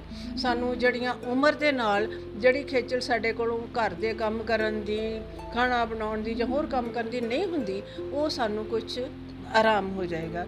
ਸੋ ਇਹ ਸਮਾਜ ਦਾ ਜਿਹੜਾ ਇੱਕਦਮ ਬਦਲ ਜਾਣਾ ਹੈ ਨਾ, ਉਹ ਸਾਰਾ ਕੁਝ ਇਸ ਕਿਤਾਬ ਵਿੱਚ ਹੈ ਕਿ ਘਰ ਤਾਂ ਚਾਹੁੰਦਾ ਹੈ ਕਿ ਮੋਹ ਹੋਵੇ। ਇੱਕ ਮੇਰੀ ਛੋਟੀ ਜਿਹੀ ਕਵਿਤਾ ਵੀ ਸੀ ਇਹਦੇ ਬਾਰੇ ਵਿੱਚ ਕਿ ਅਸੀਂ ਲੋਕ, ਸਾਡੀ ਪੀੜ੍ਹੀ ਜਦੋਂ ਵੱਡੀ ਹੋ ਰਹੀ ਸੀ, ਅਸੀਂ ਜਿਵੇਂ ਚਾਹੁੰਦੇ ਸੀ ਤੇ ਜੋ ਹੁਣ ਤੱਕ ਹੋਇਆ, ਕਿ ਇੱਛਾ ਸੀ ਇੰਨਾ ਕੁ ਵੱਡਾ ਘਰ ਹੋਵੇ ਕਿ ਜਿੱਥੇ ਹਰ ਜੀਅ ਨੂੰ ਆਪਣੇ ਹਿੱਸੇ ਦਾ ਘਰ ਮਾਣ ਕੇ ਮਰਜ਼ੀ ਨਾਲ ਜੀਣ ਦੀ ਪੂਰੀ ਖੁੱਲ੍ਹ, ਪੂਰੀ ਆਜ਼ਾਦੀ ਮਿਲੇ, ਤੇ ਘਰ ਲਿਪਟਿਆ ਹੋਵੇ ਮੋਹ ਦੇ ਲਿਬਾਸ ਵਿੱਚ। ਇਵੇਂ ਹੀ ਹੋ ਗਿਆ, ਇਵੇਂ ਹੀ ਹੋ ਗਿਆ। ਅਣਮਿਣਿਆ ਅਣਤੁਲਿਆ ਮੋਹ, ਬੇਹਿਸਾਬ ਖੁੱਲ੍ਹ, ਪੂਰੀ ਆਜ਼ਾਦੀ ਨਾਲ ਨਾਲ ਤੁਰੇ। ਨਿੱਜੀ ਤੇ ਨਿੱਜ ਲਈ ਜੀਣ ਦੇ ਰੌਂ ਵਿੱਚ ਤੇਜ਼ੀ ਆਉਂਦੀ ਗਈ। ਤੇਜ਼ ਰਫ਼ਤਾਰੀ ਵਿੱਚ ਜਿੱਤ ਗਈ ਆਜ਼ਾਦੀ। ਮੋਹ ਸਹਿਜ ਸੀ, ਪਿੱਛੇ ਰਹਿ ਗਿਆ ਤੇ ਨਿਖੜ ਕੇ ਗੁਆਚ ਗਿਆ। ਹੁਣ ਉਹ ਵੱਡੇ ਘਰ ਵਿੱਚ ਨਿਥਾਵਾਂ ਜਿਹਾ ਅੱਖ ਫੰਬੜੀ ਵਾਂਗ ਹਵਾ ਵਿੱਚ ਤਰਦਾ ਉਤਰਨ ਲਈ ਥਾਂ ਲੱਭਦਾ ਰਹਿੰਦਾ। ਸੋ ਇੱਥੋਂ ਤੱਕ ਸਾਡੇ ਸਮਾਜ ਦੇ ਜਿਹੜੇ ਬਦਲੇ ਹੋਏ ਹਾਲਾਤ ਨੇ ਇਸ ਕਿਤਾਬ ਦੇ ਵਿੱਚ ਉਹਦੀ ਚਰਚਾ ਹੈ। ਤੇ ਵੈਸੇ ਤੇ ਹੋਰ ਵੀ ਕਿਤਾਬਾਂ ਨੂੰ ਬਹੁਤ ਸਾਰੇ ਹੁੰਗਾਰੇ ਮਿਲੇ ਨੇ, ਔਰ ਜਿਹੜੀ ਹੁਣ ਇਸ ਵੇਲੇ ਜ਼ਿਆਦਾਤਰ ਜਿਹੜੀ ਵਾਰਤਕ ਦੀ ਕਿਤਾਬ ਹੈ ਇਹਨੂੰ ਬਹੁਤ ਸਾਰੇ ਹੁੰਗਾਰੇ ਮਿਲ ਰਹੇ ਨੇ। ਬਹੁਤ ਸਾਰੇ ਇਹਦੇ ਬਾਰੇ ਕਾਫੀ ਜਣਿਆਂ ਨੇ ਜਿਨ੍ਹਾਂ ਨੇ ਪੜ੍ਹੀ ਹੈ ਉਹਨਾਂ ਨੇ ਇਹਦੇ ਬਾਰੇ ਆਰਟੀਕਲਸ ਲਿਖ ਕੇ ਭੇਜੇ ਆ, ਜਿਹੜੇ ਸੋਸ਼ਲ ਮੀਡੀਆ ਤੇ ਅੱਜ ਕੱਲ੍ਹ ਮਤਲਬ ਮੈਨੂੰ ਮਿਲਦੇ ਨੇ, ਮੈਂ ਵੀ ਪੋਸਟ ਕਰ ਰਹੀ ਹਾਂ, ਉਹ ਵੀ ਪੋਸਟ ਕਰ ਰਹੇ ਨੇ। ਜੜ੍ਹਾਂ ਦੇ ਵਿੱਚ ਵਿਚਾਲੇ ਵਿਚਾਲੇ ਕਿਤਾਬ ਦਾ ਨਾਂ ਹੈ। ਇਹ ਅਸਲ 'ਚ ਇਹਦੇ ਦੋ ਹਿੱਸੇ ਨੇ। ਪਹਿਲਾ ਹਿੱਸਾ ਹੈ ਕਿ ਪਿਛਲਾ ਹਿੱਸਾ ਜਿਹੜਾ ਉਹ ਤਾਂ ਮੈਂ ਪਹਿਲਾਂ ਗੱਲ ਕੀਤੀ ਹੈ ਕਿ ਸੰਖ ਵਿੱਚ ਮੈਗਜ਼ੀਨ 'ਚ ਜਿਹੜੇ ਮੈਂ ਆਰਟੀਕਲਸ ਲਿਖੇ ਸਨ, ਜਿਹੜੇ ਵਿਸ਼ਿਆਂ ਦੇ ਉਹ ਪਏ ਸਨ ਮੇਰੇ ਕੋਲ। ਤਾਂ ਲੋਕਡਾਊਨ ਦੇ ਵੇਲੇ ਮੈਂ ਸੋਚਿਆ ਕਿ ਇਹ ਤਾਂ ਆਰਟੀਕਲ ਸੋਹਣੇ ਮਤਲਬ ਚੰਗੇ ਵਿਸ਼ਿਆਂ ਬਾਰੇ ਅਲੱਗ ਨੇ, ਇਹ ਇਸ ਤਰ੍ਹਾਂ ਹੀ ਖਤਮ ਹੋ ਜਾਣੇ। ਫਿਰ ਮੈਂ ਇਹਨਾਂ ਨੂੰ ਉਦੋਂ ਸੰਪਾਦਿਤ ਕਰ ਲਿਆ ਤੇ ਨਾਲ ਮੇਰੇ ਕੁਝ ਹੋਰ ਜਿਹੜੇ ਹਾਲਾਤ ਮੁਤਾਬਕ ਲਿਖੇ ਗਏ ਸੀਗੇ ਆਰਟੀਕਲਸ। ਜਿਵੇਂ ਮੈਂ ਸੋਚਦੀ ਹਾਂ ਕਿ ਸਾਡੇ ਨੌਜਵਾਨੀ ਦੇ ਵਿੱਚ ਉਦਾਸੀ ਕਿਉਂ ਆ, ਨਿਰਾਸ਼ਾ ਕਿਉਂ ਆ, ਬੇਚੈਨੀ ਕਿਉਂ ਆ। ਤਾਂ ਮੈਨੂੰ ਮਹਿਸੂਸ ਹੋਇਆ ਕਿ ਸਾਡੇ ਨੌਜਵਾਨਾਂ ਕੋਲ ਨਾਇਕ ਨਹੀਂ ਹੈ ਕੋਈ। ਆਜ਼ਾਦੀ ਤੋਂ ਪਹਿਲਾਂ ਸ਼ਹੀਦ ਭਗਤ ਸਿੰਘ ਹੈ, ਉਸ ਭਗਤ ਸਿੰਘ ਜਾਂ ਲਾਲਾ ਲਾਜਪਤ ਰਾਏ, ਪੰਡਿਤ ਨਹਿਰੂ, ਬਹੁਤ ਸਾਰੇ ਹੋਰ ਵੀ ਅਨੇਕਾਂ ਹੀ ਨਾਇਕ ਸਨ ਜਿਨ੍ਹਾਂ ਦੀ ਵਿਚਾਰਧਾਰਾ ਨੂੰ ਅਪਣਾ ਕੇ ਉਹ ਅੱਗੇ ਵਧਦੇ ਸੀ, ਉਹਨਾਂ ਵਰਗਾ ਬਣਨਾ ਚਾਹੁੰਦੇ ਸੀ, ਉਹਨਾਂ ਦੇ ਆਖੇ ਲੱਗੇ ਚੰਗੇ ਕੰਮ ਕਰਨਾ ਚਾਹੁੰਦੇ ਸੀ। ਪਰ ਸਮੇਂ ਨਾਲ ਸਾਡੇ ਜਿਹੜੇ ਨਾਇਕ ਬਣੇ ਉਹ ਪੂਰੇ ਜੋ ਨੌਜਵਾਨਾਂ ਦੀ ਸੋਚ 'ਤੇ ਪੂਰੇ ਨਹੀਂ ਉਤਰੇ। ਕਿਤੇ ਨਾ ਕਿਤੇ ਉਹਨਾਂ ਨੇ ਜੋ ਵੀ ਸਿੱਖਿਆ ਉਹਨਾਂ ਤੋਂ ਸਭ ਤਿੜਕ ਗਿਆ। ਉਹਨਾਂ ਦੇ ਜਿਹੜੇ ਬਿੰਬ ਸੀ ਨਾ, ਜਿਹੜੇ ਜਿਨ੍ਹਾਂ ਨੂੰ ਨਾਇਕ ਸਮਝ ਕੇ ਸਾਡੇ ਨੌਜਵਾਨ ਤੁਰੇ ਸੀ, ਉਹ ਬਿੰਬ ਕਿਤੇ ਨਾ ਕਿਤੇ ਰਸਤਿਆਂ ਜਾ ਕੇ ਤਿੜਕ ਗਏ। ਤਾਂ ਨੌਜਵਾਨ ਉਦਾਸ ਹੋਏ, ਨਿਰਾਸ਼ ਹੋਏ। ਉਹਦੇ ਹਾਲਾਤ ਅਸੀਂ ਅੱਜ ਕੱਲ੍ਹ ਵੇਖ ਰਹੇ ਹਾਂ। ਕੁਝ ਇਸ ਤਰ੍ਹਾਂ ਦੇ ਜਿਹੜੇ ਲੇਖ ਸਨ। ਬਾਕੀ ਮੇਰੇ ਅਮਰੀਕਾ ਨਾਲ ਤਜਰਬੇ ਜਾਂ ਕੁਝ ਮੈਂ ਸਮਝਦੀ ਸੀ ਕਿ ਇੱਕ ਵਾਰ ਮੈਂ ਇੱਕ ਆਰਟੀਕਲ ਰਸਤੇ ਜਾਂਦਿਆਂ ਪੜ੍ਹਿਆ ਸੀ ਕਿ ਬੋਰ ਹੋਣਾ, ਅਸੀਂ ਕਹਿੰਦੇ ਹਾਂ ਬੋਰ ਹੋ ਰਹੇ ਬੜੇ, ਕਿ ਬੋਰ ਹੋਣਾ ਫਾਇਦੇਮੰਦ ਹੁੰਦਾ ਹੈ। ਬੋਰ ਹੋਣਾ ਬਹੁਤ ਚੰਗੀ ਗੱਲ ਹੈ। ਇਹ ਇੱਕ ਮਤਲਬ ਸਿਰਜਣਾਤਮਕਤਾ ਦੇ ਵਿਚਕਾਰਲਾ ਰਸਤਾ, ਉਹਨੂੰ ਤੁਰਦਾ ਰਸਤਾ ਹੈ। ਤੇ ਉਹਦੇ ਵਿੱਚ ਇਸ ਤਰ੍ਹਾਂ ਦੇ ਕੁਝ ਲੇਖ ਨੇ ਜਿਹੜੇ ਇਸ ਕਿਤਾਬ ਦੇ ਵਿੱਚ। ਸੋ ਇਹਨੂੰ ਵੀ ਅੱਜ ਕੱਲ੍ਹ ਅੱਛਾ ਹੁੰਗਾਰਾ ਮਿਲ ਰਿਹਾ ਹੈ, ਜਿਹੜਾ ਮੈਨੂੰ ਵੀ ਸ਼ਕਤੀ ਦੇ ਰਿਹਾ ਹੈ।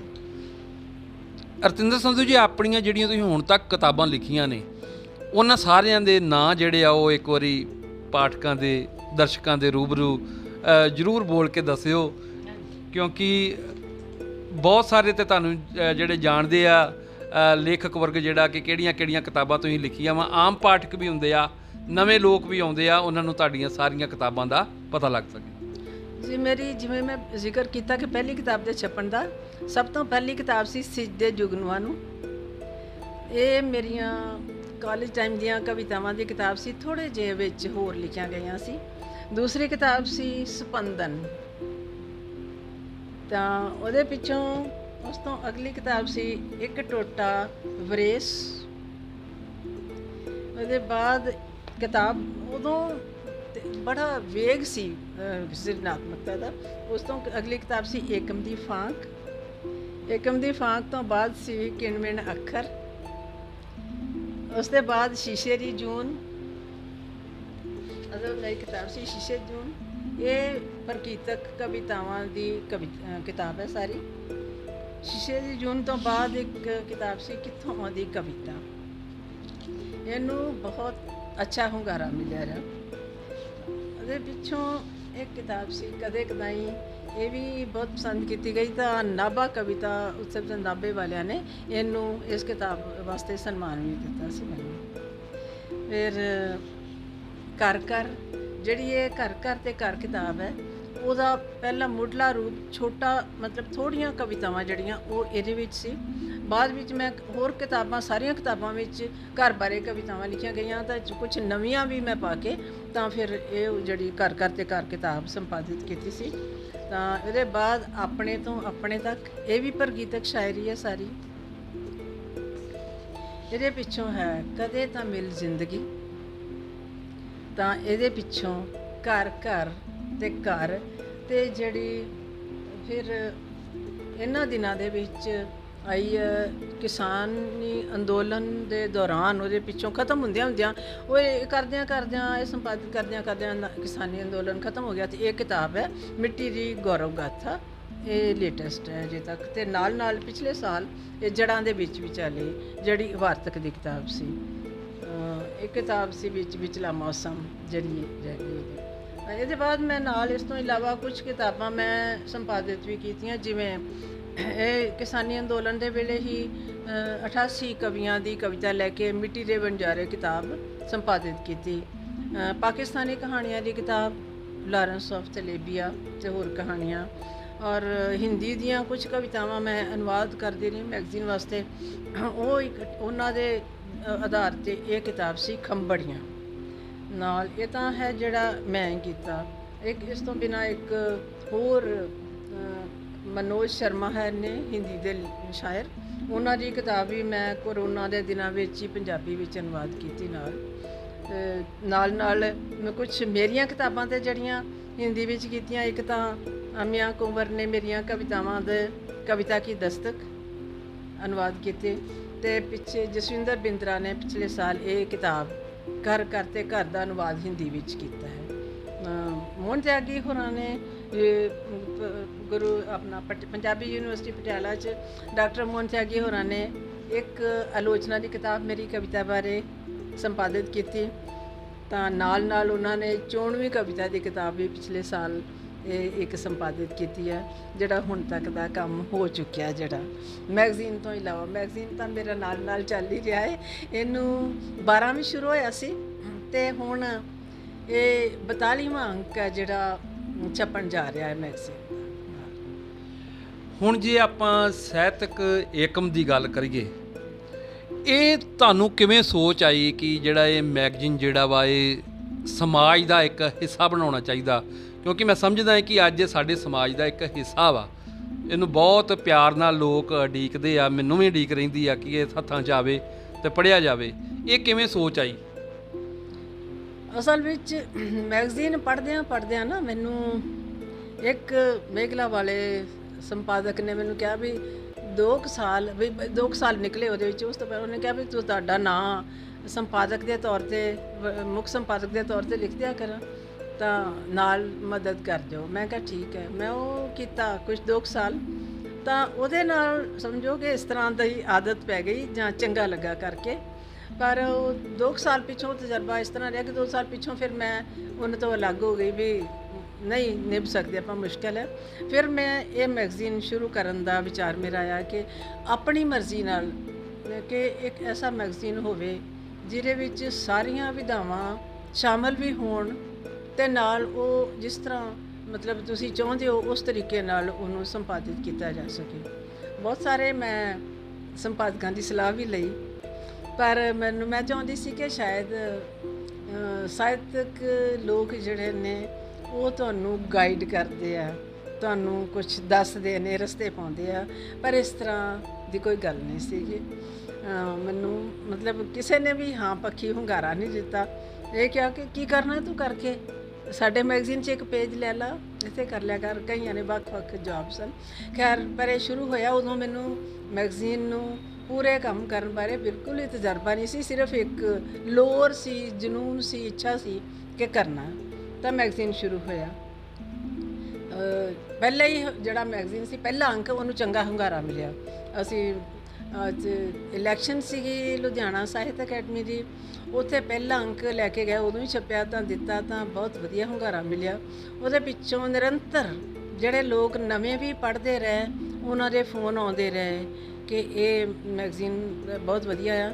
ਤਾਂ ਮੈਂ ਕੋਸ਼ਿਸ਼ ਕੀਤੀ ਕਿ ਇਹਨੂੰ ਭਾਵੇਂ ਉਹੋ ਹੀ ਚੀਜ਼ਾਂ ਅਸੀਂ ਉਹੀ ਵਿਧਾਵਾਂ ਛਾਪਦੇ, ਪਰ ਮੈਂ ਕੋਸ਼ਿਸ਼ ਕੀਤੀ ਹੈ ਕਿ ਇਸ ਮੈਗਜ਼ੀਨ ਦਾ ਮੁਹਾਂਦਰਾ ਇੱਕ ਵੱਖਰਾ ਜਿਹਾ ਜਿਵੇਂ ਉਲੀਕਿਆ ਸੀ ਨਾ, ਮੈਂ ਉਸ ਤਰੀਕੇ ਨਾਲ ਹੀ ਇਹਨੂੰ ਰੱਖਣ ਦੀ ਕੋਸ਼ਿਸ਼ ਕੀਤੀ ਹੈ।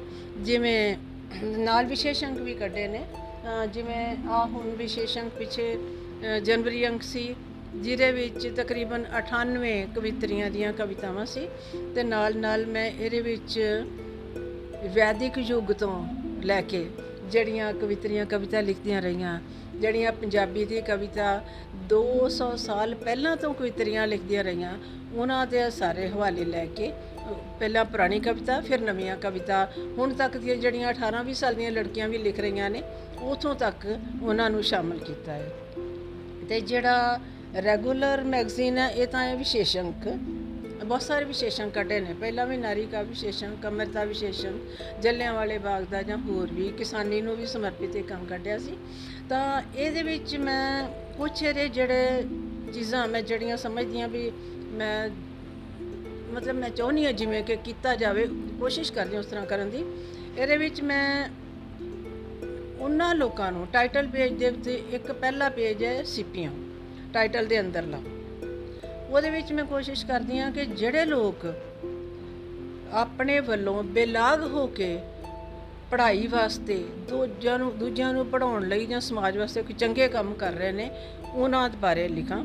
ਸੋ ਇਹਦੇ ਵਿੱਚ ਮੈਂ ਉਹਨਾਂ ਬਾਰੇ ਲਿਖਦੀ ਹਾਂ ਕਿ ਜਿਹੜੇ ਲੋਕਾਂ ਨੇ ਲਾਇਬ੍ਰੇਰੀਆਂ ਬਣਾਈਆਂ ਨੇ, ਜਿਹੜੇ ਉਹਨਾਂ ਲਾਇਬ੍ਰੇਰੀਆਂ ਨੂੰ ਆਪਣੇ ਆਪ ਚਲਾ ਰਹੇ ਨੇ, ਜਿਹੜੇ ਲੋਕ ਫਿਰ ਤੁਰ ਕੇ ਸਾਡੇ ਇੱਥੇ ਰਿਵਾਜ ਨਹੀਂ, ਪਰ ਦੱਖਣ 'ਚ ਕਈ ਲੋਕ ਇਹੋ ਜਿਹੇ ਨੇ ਜਿਹੜੇ ਲਾਇਬ੍ਰੇਰੀ ਕਿਤਾਬਾਂ ਲੈ ਕੇ ਲਾਇਬ੍ਰੇਰੀ ਤੋਂ ਘਰੋਂ ਘਰ ਪਹੁੰਚਾਉਂਦੀਆਂ ਨੇ ਜਨਾਨੀਆਂ ਚੁੱਕ ਕੇ, ਅਤੇ ਉਹਨਾਂ ਕੋਲੋਂ ਫਿਰ ਵਾਪਸ ਲੈ ਕੇ ਆਉਂਦੀਆਂ ਨੇ, ਅਤੇ ਉਹਨਾਂ ਨੂੰ ਬਹੁਤ ਚੰਗਾ ਹੁੰਗਾਰਾ ਮਿਲਦਾ। ਉਹਦੇ ਨਾਲ ਬਹੁਤ ਸਾਰੇ ਲੋਕ ਪੜ੍ਹ ਕੇ, ਲੇਡੀਜ਼ ਘਰ ਰਹਿਣ ਵਾਲੀਆਂ ਜਿਨ੍ਹਾਂ ਨੂੰ ਇਹੋ ਜਿਹੇ ਸੋਮੇ ਨਹੀਂ ਮਿਲਦੇ ਕਿ ਅਸੀਂ ਕਿੱਥੋਂ ਪੜ੍ਹੀਏ, ਕਿੱਥੋਂ ਜਾਣਕਾਰੀ ਲਈਏ, ਉਹਨਾਂ ਨੂੰ ਫਾਇਦਾ ਹੁੰਦਾ ਹੈ। ਇਹ ਪਹਿਲਾ ਸਫਾ ਜਾਂ ਜਿਹੜੇ ਵੱਖਰਾ ਕੁਝ ਕੰਮ ਕਰ ਰਹੇ ਨੇ ਸਮਾਜ ਵਾਸਤੇ, ਵਿਦਿਆ ਵਾਸਤੇ, ਪਹਿਲਾ ਇਹ ਸਿੱਪੀਆਂ ਦਾ ਪੰਨਾ ਉਹਨਾਂ ਨੂੰ ਸਮਰਪਿਤ ਹੁੰਦਾ ਹਮੇਸ਼ਾ। ਅਤੇ ਜਿਹੜਾ ਟਾਈਟਲ ਦਾ ਅਖੀਰਲਾ ਪੰਨਾ ਹੈ, ਇਹਦੇ ਵਿੱਚ ਇਹਦੇ ਦਾ ਨਾਂ ਹੈ ਹਵਾ ਦੇ ਨਾਮ। ਇਹ ਔਰਤਾਂ ਬਾਰੇ ਹੁੰਦਾ ਹੈ, ਔਰਤਾਂ ਨੂੰ ਸਮਰਪਿਤ, ਮਤਲਬ ਔਰਤਾਂ ਸਿਰਫ ਪੰਜਾਬ ਦੀਆਂ ਜਾਂ ਭਾਰਤ ਦੀਆਂ ਨਹੀਂ, ਦੁਨੀਆ ਦੀਆਂ ਔਰਤਾਂ, ਦੁਨੀਆ ਦੇ ਦੇਸ਼ਾਂ ਵਿੱਚ ਜਿੱਥੇ ਵੀ ਹੋਰ ਦੇਸ਼ ਜਿਨ੍ਹਾਂ ਨੂੰ ਅਸੀਂ ਵਿਕਸਿਤ ਦੇਸ਼ ਕਹਿੰਦੇ ਹਾਂ, ਉੱਥੇ ਵੀ ਔਰਤਾਂ ਨਾਲ ਵਿਤਕਰੇ ਹੋ ਰਹੇ ਨੇ, ਜ਼ਿਆਦਤੀਆਂ ਹੋ ਰਹੀਆਂ ਨੇ, ਅਤੇ ਉਹਨਾਂ ਬਾਰੇ ਕੁਝ ਇਹੋ ਜਿਹੀਆਂ ਚੀਜ਼ਾਂ ਅਖਬਾਰਾਂ ਵਿੱਚੋਂ ਮੈਂ ਚੁਣ ਕੇ ਜਾਂ ਜਿੱਥੋਂ ਮੈਨੂੰ ਖਬਰ ਮਿਲਦੀ ਹੈ, ਮੈਂ ਉਹ ਇਕੱਠੀਆਂ ਕਰਕੇ ਜਿਹੜਾ ਇਹ ਪੰਨਾ ਹਵਾ ਦੇ ਨਾਮ ਵਿੱਚ ਸ਼ਾਮਲ ਹਮੇਸ਼ਾ ਕਰਦੀ ਹਾਂ। ਇਹ ਰੈਗੂਲਰ ਕਾਲਮ ਚੱਲਦੇ ਨੇ। ਅਤੇ ਬਾਕੀ ਜਿਹੜਾ ਸੰਪਾਦਕੀ ਉਹ ਤਾਂ ਹਾਲਾਤ ਮੁਤਾਬਕ ਹੁੰਦੀ ਹੈ। ਇਸ ਤੋਂ ਬਿਨਾਂ ਇੱਕ ਸ਼ਾਇਰ ਨੂੰ ਹਮੇਸ਼ਾ ਵੱਖਰੇ ਤਰੀਕੇ ਨਾਲ, ਮਤਲਬ ਸ਼ਾਇਰ ਵਿਸ਼ੇਸ਼ ਦੇ ਤੌਰ 'ਤੇ ਪੇਸ਼ ਕੀਤਾ ਜਾਂਦਾ। ਉਹਦੀਆਂ ਕਵਿਤਾਵਾਂ ਉਹਨੂੰ 3 ਪੇਜ ਅਸੀਂ ਦਿੰਦੇ ਹਾਂ, ਹਰ ਜਿਹਨੂੰ ਸ਼ਾਇਰ ਵਿਸ਼ੇਸ਼ ਦੇ ਤੌਰ 'ਤੇ ਸ਼ਾਮਲ ਕਰਦੇ ਹਾਂ। ਉਹਦੀ ਕਵਿਤਾ, ਉਹਦਾ ਆਪਣਾ ਸਵੈ ਕਥਨ ਕਿ ਮੈਂ ਕਵਿਤਾ ਨੂੰ ਕਿਵੇਂ ਸਮਝਦਾ ਅਤੇ ਮੈਂ ਕਿਵੇਂ ਲਿਖ ਰਿਹਾ, ਕਿਉਂ ਲਿਖ ਰਿਹਾ, ਅਤੇ ਉਹਦੇ ਬਾਰੇ ਕਿਸੇ ਦਾ ਕਿ ਇਹ ਕਵਿਤਾ ਨੂੰ ਅਸੀਂ ਕਿਵੇਂ ਸਮਝਦੇ ਹਾਂ, ਕਿਸੇ ਪਾਠਕ ਲੇਖਕ ਦੀ ਰਾਏ। ਇਹਦੇ ਤੋਂ ਬਿਨਾਂ ਕਹਾਣੀਆਂ, ਕਵਿਤਾਵਾਂ, ਲੇਖ, ਸਮਾਜ ਦੇ ਚੰਗੇ, ਸਮਾਜ ਬਾਰੇ ਜਾਂ ਜਾਣਕਾਰੀ ਬਾਰੇ ਲੇਖ ਉਹ ਹੁੰਦੇ ਨੇ ਸ਼ਾਮਲ। ਅਤੇ ਅਖੀਰ ਵਿੱਚ ਕਿਤਾਬਾਂ ਦੀ ਜਾਣਕਾਰੀ ਹੁੰਦੀ ਹੈ, ਜਿਹਦੇ ਵਿੱਚ ਸੰਖੇਪ ਰਿਵਿਊ ਕਹਿ ਸਕਦੇ ਹਾਂ ਜਾਂ ਜਾਣਕਾਰੀ ਦੇ ਤੌਰ 'ਤੇ ਜਿੰਨਾ ਉਹ ਦਿੱਤਾ ਜਾਂਦਾ ਹੈ। ਬਾਕੀ ਮੈਂ ਅਖੀਰਲੇ ਪੰਨੇ 'ਤੇ ਕਿਤਾਬਾਂ ਜਿਹੜੀਆਂ ਆਈਆਂ ਹੁੰਦੀਆਂ ਉਹਨਾਂ 'ਚੋਂ ਜਿੰਨੀਆਂ ਕਿਤਾਬਾਂ ਵੱਧ ਤੋਂ ਵੱਧ ਕੋਸ਼ਿਸ਼ ਕਰਦਾ ਉਹਨਾਂ ਦੇ ਟਾਈਟਲ ਵੀ ਛਾਪ ਦਿੰਦੀ ਹਾਂ ਕਿ ਵੇਟ ਪਾਠਕਾਂ ਤੱਕ ਇਹ ਗੱਲ ਪਹੁੰਚ ਜਾਂਦੀ ਹੈ ਕਿ ਕਿਹੜੀਆਂ ਕਿਤਾਬਾਂ ਆਈਆਂ ਨੇ। ਇਹ ਲੇਖਕਾਂ ਨੂੰ ਵੀ ਚੰਗਾ ਲੱਗਦਾ ਹੈ। ਅਤੇ ਪਿੱਛੇ ਜਿਹੇ ਨਾਲ ਅਸੀਂ ਇੱਕ ਮਤਲਬ 2 ਕਾਲਮ ਹੋਰ ਸ਼ੁਰੂ ਕੀਤੇ ਨੇ, ਜਿਵੇਂ ਪੰਜਾਬੀ ਟ੍ਰਿਬਿਊਨ ਦੇ ਜਿਹੜੇ ਪਹਿਲੇ ਸੰਪਾਦਕ ਸਨ ਸੁਰਿੰਦਰ ਸਿੰਘ ਤੇਜ, ਉਹ ਬੜੀਆਂ ਨਵੇਕਲੀਆਂ ਕਿਤਾਬਾਂ ਪੜ੍ਹਦੇ ਨੇ ਅਤੇ ਉਹਨਾਂ ਬਾਰੇ ਆਰਟੀਕਲਸ ਇਹਦੇ ਵਿੱਚ ਲੇਖ ਦਿੰਦੇ ਰਹਿੰਦੇ। ਜਿਵੇਂ ਪਿਛਲੀ ਵਾਰ ਉਹਨਾਂ ਨੇ ਇੱਕ ਵਾਰ ਗਾਜ਼ਾ ਪੱਟੀ ਬਾਰੇ ਦਿੱਤਾ, ਇੱਕ ਵਾਰ ਅਫੀਮ ਬਾਰੇ ਕਿ ਅਫੀਮ ਅੰਗਰੇਜ਼ਾਂ ਨੇ ਕਿਸ ਤਰ੍ਹਾਂ ਚੀਨ ਵਿੱਚ ਸਾਡੇ ਦੇਸ਼ਾਂ ਤੱਕ ਕਿਸ ਤਰ੍ਹਾਂ ਅਫੀਮ ਲਿਆਂਦੀ। ਤਾਂ ਇਸ ਵਾਰ ਨਵਾਂ ਉਹਨਾਂ ਦਾ ਛਪ ਰਿਹਾ ਹੁਣ, ਜਿਹੜੇ ਵਿੱਚ ਹੋਰ ਇਸ਼ੂ ਹੈ ਜਸੂਸੀ ਬਾਰੇ। ਇਸ ਤਰ੍ਹਾਂ ਦੇ ਮਤਲਬ ਜਾਣਕਾਰੀ ਵਾਲੇ ਲੇਖ। ਅਤੇ ਮੈਨੂੰ ਇਹੋ ਜਿਹਾ ਮੈਸੇਜ ਵੀ ਮਿਲਿਆ ਵੀ ਉਹ ਲੋਕਾਂ ਨੇ ਬਹੁਤ ਪਸੰਦ ਕੀਤੇ ਕਿ ਸਾਡਾ ਤਾਂ ਪੈਸਾ ਵਸੂਲ ਹੋ ਗਿਆ। ਬਾਕੀ ਮੈਂ ਇਹ ਵੀ ਕੋਸ਼ਿਸ਼ ਕਰਦੀ ਹਾਂ ਕਿ ਇਹ ਜ਼ਿਆਦਾ ਲੇਖਕਾਂ ਤੱਕ ਪਹੁੰਚੇ। ਮੈਂ ਇਹਦਾ ਰੇਟ ਬਹੁਤ ਨਹੀਂ ਵਧਾਉਂਦੀ। ਜਦੋਂ ਪਤਾ ਹੈ ਕਿ ਇਹਦੇ ਬਾਰੇ ਮੈਨੂੰ ਪਹਿਲਾਂ ਕੁਝ ਸਾਲਾਂ 'ਚ ਮੈਨੂੰ ਮੁਸ਼ਕਿਲਾਂ ਆਈਆਂ ਸੀ, ਕਿਉਂਕਿ ਮੈਂ ਸਮਝਦੀ ਸੀ ਕਿ ਜਦੋਂ ਮੈਂ ਮੈਗਜ਼ੀਨ ਨਹੀਂ ਸੀ ਸੰਪਾਦਿਤ ਕਰਦੀ, ਮੈਂ ਸਮਝਦੀ ਸੀ ਕਿ ਸਾਹਿਤ ਦੇ ਸਾਰੇ ਲੋਕ ਆਪਸ ਵਿੱਚ ਰਿਸ਼ਤੇਦਾਰਾਂ ਦੀ ਤਰ੍ਹਾਂ ਹੁੰਦੇ ਨੇ ਜਿਹੜੇ ਜੁੜੇ ਨੇ, ਤੇ ਇਹ ਇੱਕ ਦੂਸਰੇ ਦੀ ਮਦਦ ਕਰਦੇ ਆ। ਮੈਨੂੰ ਵੀ ਪਹਿਲਾਂ ਜਦੋਂ ਪਤਾ ਲੱਗਾ ਮੈਗਜ਼ੀਨਾਂ, ਮੈਂ ਉਹਨਾਂ ਦੀ ਜਿੰਨੇ ਕੁ ਸਰਦਾ ਬਣਦਾ ਸੀਗਾ ਆਪਣੇ ਪੋਕਟ 'ਚੋਂ ਜਿੰਨਾ ਕੁ ਕਰ ਸਕਦੀ ਉਹ ਮਦਦ ਕਰਦੀ ਰਹੀ ਹਾਂ, ਤਾਂ ਮੈਂ ਸਮਝਦੀ ਸੀ ਇਸ ਤਰ੍ਹਾਂ ਹੀ ਹੁੰਦਾ ਹੈ। ਪਰ ਜਦੋਂ ਮੈਂ ਮੈਗਜ਼ੀਨ ਕੱਢਿਆ ਉਦੋਂ ਪਤਾ ਲੱਗਾ ਇਸ ਤਰ੍ਹਾਂ ਨਹੀਂ ਹੁੰਦਾ।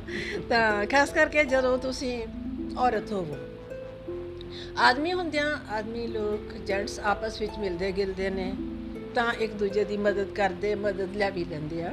ਪਰ ਮੇਰਾ ਮੈਗਜ਼ੀਨ ਕੱਢਣਾ, ਮੈਂ ਹੁਣ ਕਹਾਂ ਸੱਚੀ ਗੱਲ ਹੈ ਕਿ ਇਹ ਕੋਈ ਮਤਲਬ ਚੰਗਾ ਸਵਾਗਤ ਯੋਗ ਕਦਮ ਕਿਸੇ ਨੂੰ ਵੀ ਨਹੀਂ ਲੱਗਾ। ਬੇਸ਼ੱਕ ਇਹਨੂੰ ਹੁਣ ਕਹਿੰਦੇ ਆ, ਸਿਫਤ ਵੀ ਕੀਤੀ ਜਾਂਦੀ ਹੈ, ਪਰ ਜੇ ਮੈਂ ਕਹਾਂ ਕਿ ਲੇਖਕ ਵਰਗ ਜਿਹੜੇ ਛਪਦੇ ਨੇ ਉਹ ਠੀਕ ਹੈ, ਉਹ ਉਹਨਾਂ ਨੂੰ ਚਾਹੁੰਦੇ ਆ, ਪਰ ਦੂਸਰੇ ਜਿਹੜੇ ਬਹੁਤ ਸਾਰੇ ਲੋਕ ਨੇ ਉਹਨਾਂ ਨੂੰ ਮੈਂ ਹੀ ਨਹੀਂ, ਮੇਰੇ ਤੋਂ ਬਿਨਾਂ ਹੋਰ ਲੋਕਾਂ ਨੇ ਮੈਨੂੰ ਮੈਸੇਜ ਇਹੋ ਜਿਹੇ ਕੀਤੇ ਵੀ ਇੱਕ ਔਰਤ ਮੈਗਜ਼ੀਨ ਕੱਢ ਰਹੀ ਹੈ ਤੇ ਇਹ ਚੰਗਾ ਨਹੀਂ ਲੱਗ ਰਿਹਾ ਲੋਕਾਂ ਨੂੰ। ਹਾਂ, ਪਰ ਚੰਗਾ ਕੁਝ ਇਹੋ ਜਿਹੇ ਲੋਕ ਵੀ ਨੇ ਜਿਨ੍ਹਾਂ ਨੂੰ ਇਹ ਚੰਗਾ ਲੱਗਦਾ ਕਦਮ, ਜਿਵੇਂ ਓਮ ਪ੍ਰਕਾਸ਼ ਗਾਸੋ ਨੇ ਬਰਨਾਲਾ ਤੋਂ, ਉਹ ਹਮੇਸ਼ਾ ਹੀ ਫੋਨ ਕਰਦੇ ਆ ਮੈਨੂੰ। ਕਈ ਵਾਰ ਮੈਂ ਬਹੁਤ ਸ਼ਰਮਿੰਦੀ ਹੁੰਦੀ ਹਾਂ, ਉੱਤੇ ਲੈ ਕੇ ਪੂਜ ਨਹੀਂ ਕਰ ਦਿੰਦੇ ਸਾਨੂੰ। ਮੈਨੂੰ ਇੰਨੀ ਸ਼ਰਮ ਆਉਂਦੀ ਹੈ ਵੀ ਉਹ ਇੰਨੇ ਸਿਆਣੇ, ਮਤਲਬ ਉਹ ਮੈਨੂੰ ਕਹਿੰਦੇ ਆ ਕਿ ਮੈਂ ਤੇ ਲੇਖਕਾਂ ਨੂੰ ਕਹਿੰਦਾ ਇੱਕ ਕੁੜੀ ਮੈਗਜ਼ੀਨ ਕੱਢੀ ਜਾਂਦੀ ਹੈ, ਤੁਹਾਨੂੰ ਸ਼ਰਮ ਆਉਣੀ ਚਾਹੀਦੀ ਹੈ।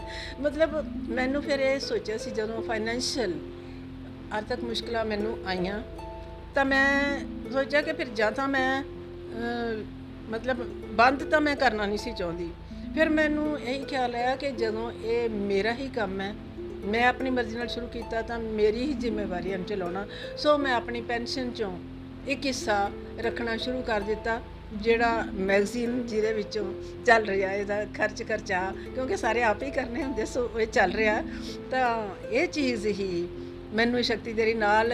ਹੁਣ ਤਾਂ ਪਹਿਲਾਂ ਤਾਂ ਮੁਸ਼ਕਿਲਾਂ ਸਨ, ਪਰ ਇਹਦੇ ਨਾਲ ਕੋਈ 4-5 ਸਾਲਾਂ ਤੋਂ ਮੇਰੇ ਹਸਬੈਂਡ ਵੀ ਨਾਲ ਸ਼ਾਮਲ ਹੋ ਗਏ ਨੇ, ਕਿ ਜਿਵੇਂ ਲਿਟਰੇਰੀ ਹਿੱਸਾ ਤਾਂ ਸਾਰਾ ਕੰਮ ਦਾ ਮੇਰਾ ਹੁੰਦਾ ਹੈ, ਅਤੇ ਉਹਨਾਂ ਨੇ ਜਿਵੇਂ ਐਡਰੈਸ ਵਗੈਰਾ ਟਾਈਪ ਕਰਨੇ, ਲਿਫਾਫੇ ਛਪਾਉਣੇ, ਤਿਆਰ ਕਰਨੇ, ਜੋ ਇਹੋ ਜਿਹੇ ਜਿਹੜੇ ਕੰਮ ਨੇ ਉਹ ਉਹਨਾਂ ਨੇ ਸੰਭਾਲੇ ਹੋਏ ਨੇ, ਅਤੇ ਅਸੀਂ ਦੋਨੋਂ ਜਣੇ ਮਿਲ ਕੇ ਇਹ ਕੰਮ ਨੂੰ ਚਲਾਈ ਜਾ ਰਹੇ ਹਾਂ ਅਜੇ ਤੱਕ। ਬਸ ਆਪਣੇ ਪਤੀ ਦੇਵ ਜੀ ਦਾ ਨਾਂ ਜਿਹੜਾ ਵਾ ਉਹ ਜ਼ਰੂਰ ਜਿਹੜਾ ਦਰਸ਼ਕਾਂ ਤੱਕ ਪਹੁੰਚਾਓ। ਹਾਂਜੀ, ਮੇਰੇ ਹਸਬੈਂਡ ਨੇ ਸਰਦਾਰ ਰਾਜ ਖੁਸ਼ਵੰਤ ਸਿੰਘ ਸੰਧੂ, ਅਤੇ ਮੇਰਾ ਮਤਲਬ ਉਹ ਹੁਣ ਮੇਰੇ ਨਾਲ ਅਸਲ 'ਚ ਕਿ ਹੁਣ ਮੈਂ ਜੋ ਪਹਿਲਾਂ ਤਾਂ ਮੈਂ 4-5 ਸਾਲ ਤਾਂ ਮੈਂ ਆਪੇ ਹੀ ਸਾਰੇ ਕੰਮ ਕੀਤੇ, ਪਰ ਜਦੋਂ ਹੁਣ ਨਾਲ ਮੇਰੇ ਇੱਕ ਮਦਦ ਮਿਲ ਗਈ ਹੈ ਤਾਂ ਮੈਨੂੰ ਸੌਖਾ ਹੋ ਗਿਆ। ਮੈਂ ਸਾਹਿਤਕ ਹਿੱਸੇ 'ਤੇ ਜ਼ਿਆਦਾ ਮਤਲਬ ਮਿਹਨਤ ਕਰ ਸਕਦੀ ਹਾਂ, ਤਾਂ ਇਸ ਕਰਕੇ ਸਮਝੋ ਕਿ ਕੰਮ ਚੱਲਦਾ ਜਾਂਦਾ ਹੈ ਦੋਨਾਂ। ਜਿਸ ਤਰ੍ਹਾਂ ਤੁਸੀਂ ਦੱਸਿਆ ਹੈ ਕਿ ਸਾਹਿਤਕ ਏਕਮ ਨੂੰ ਚਲਾਉਣਾ ਕੋਈ ਸੌਖਾ ਕੰਮ ਨਹੀਂ,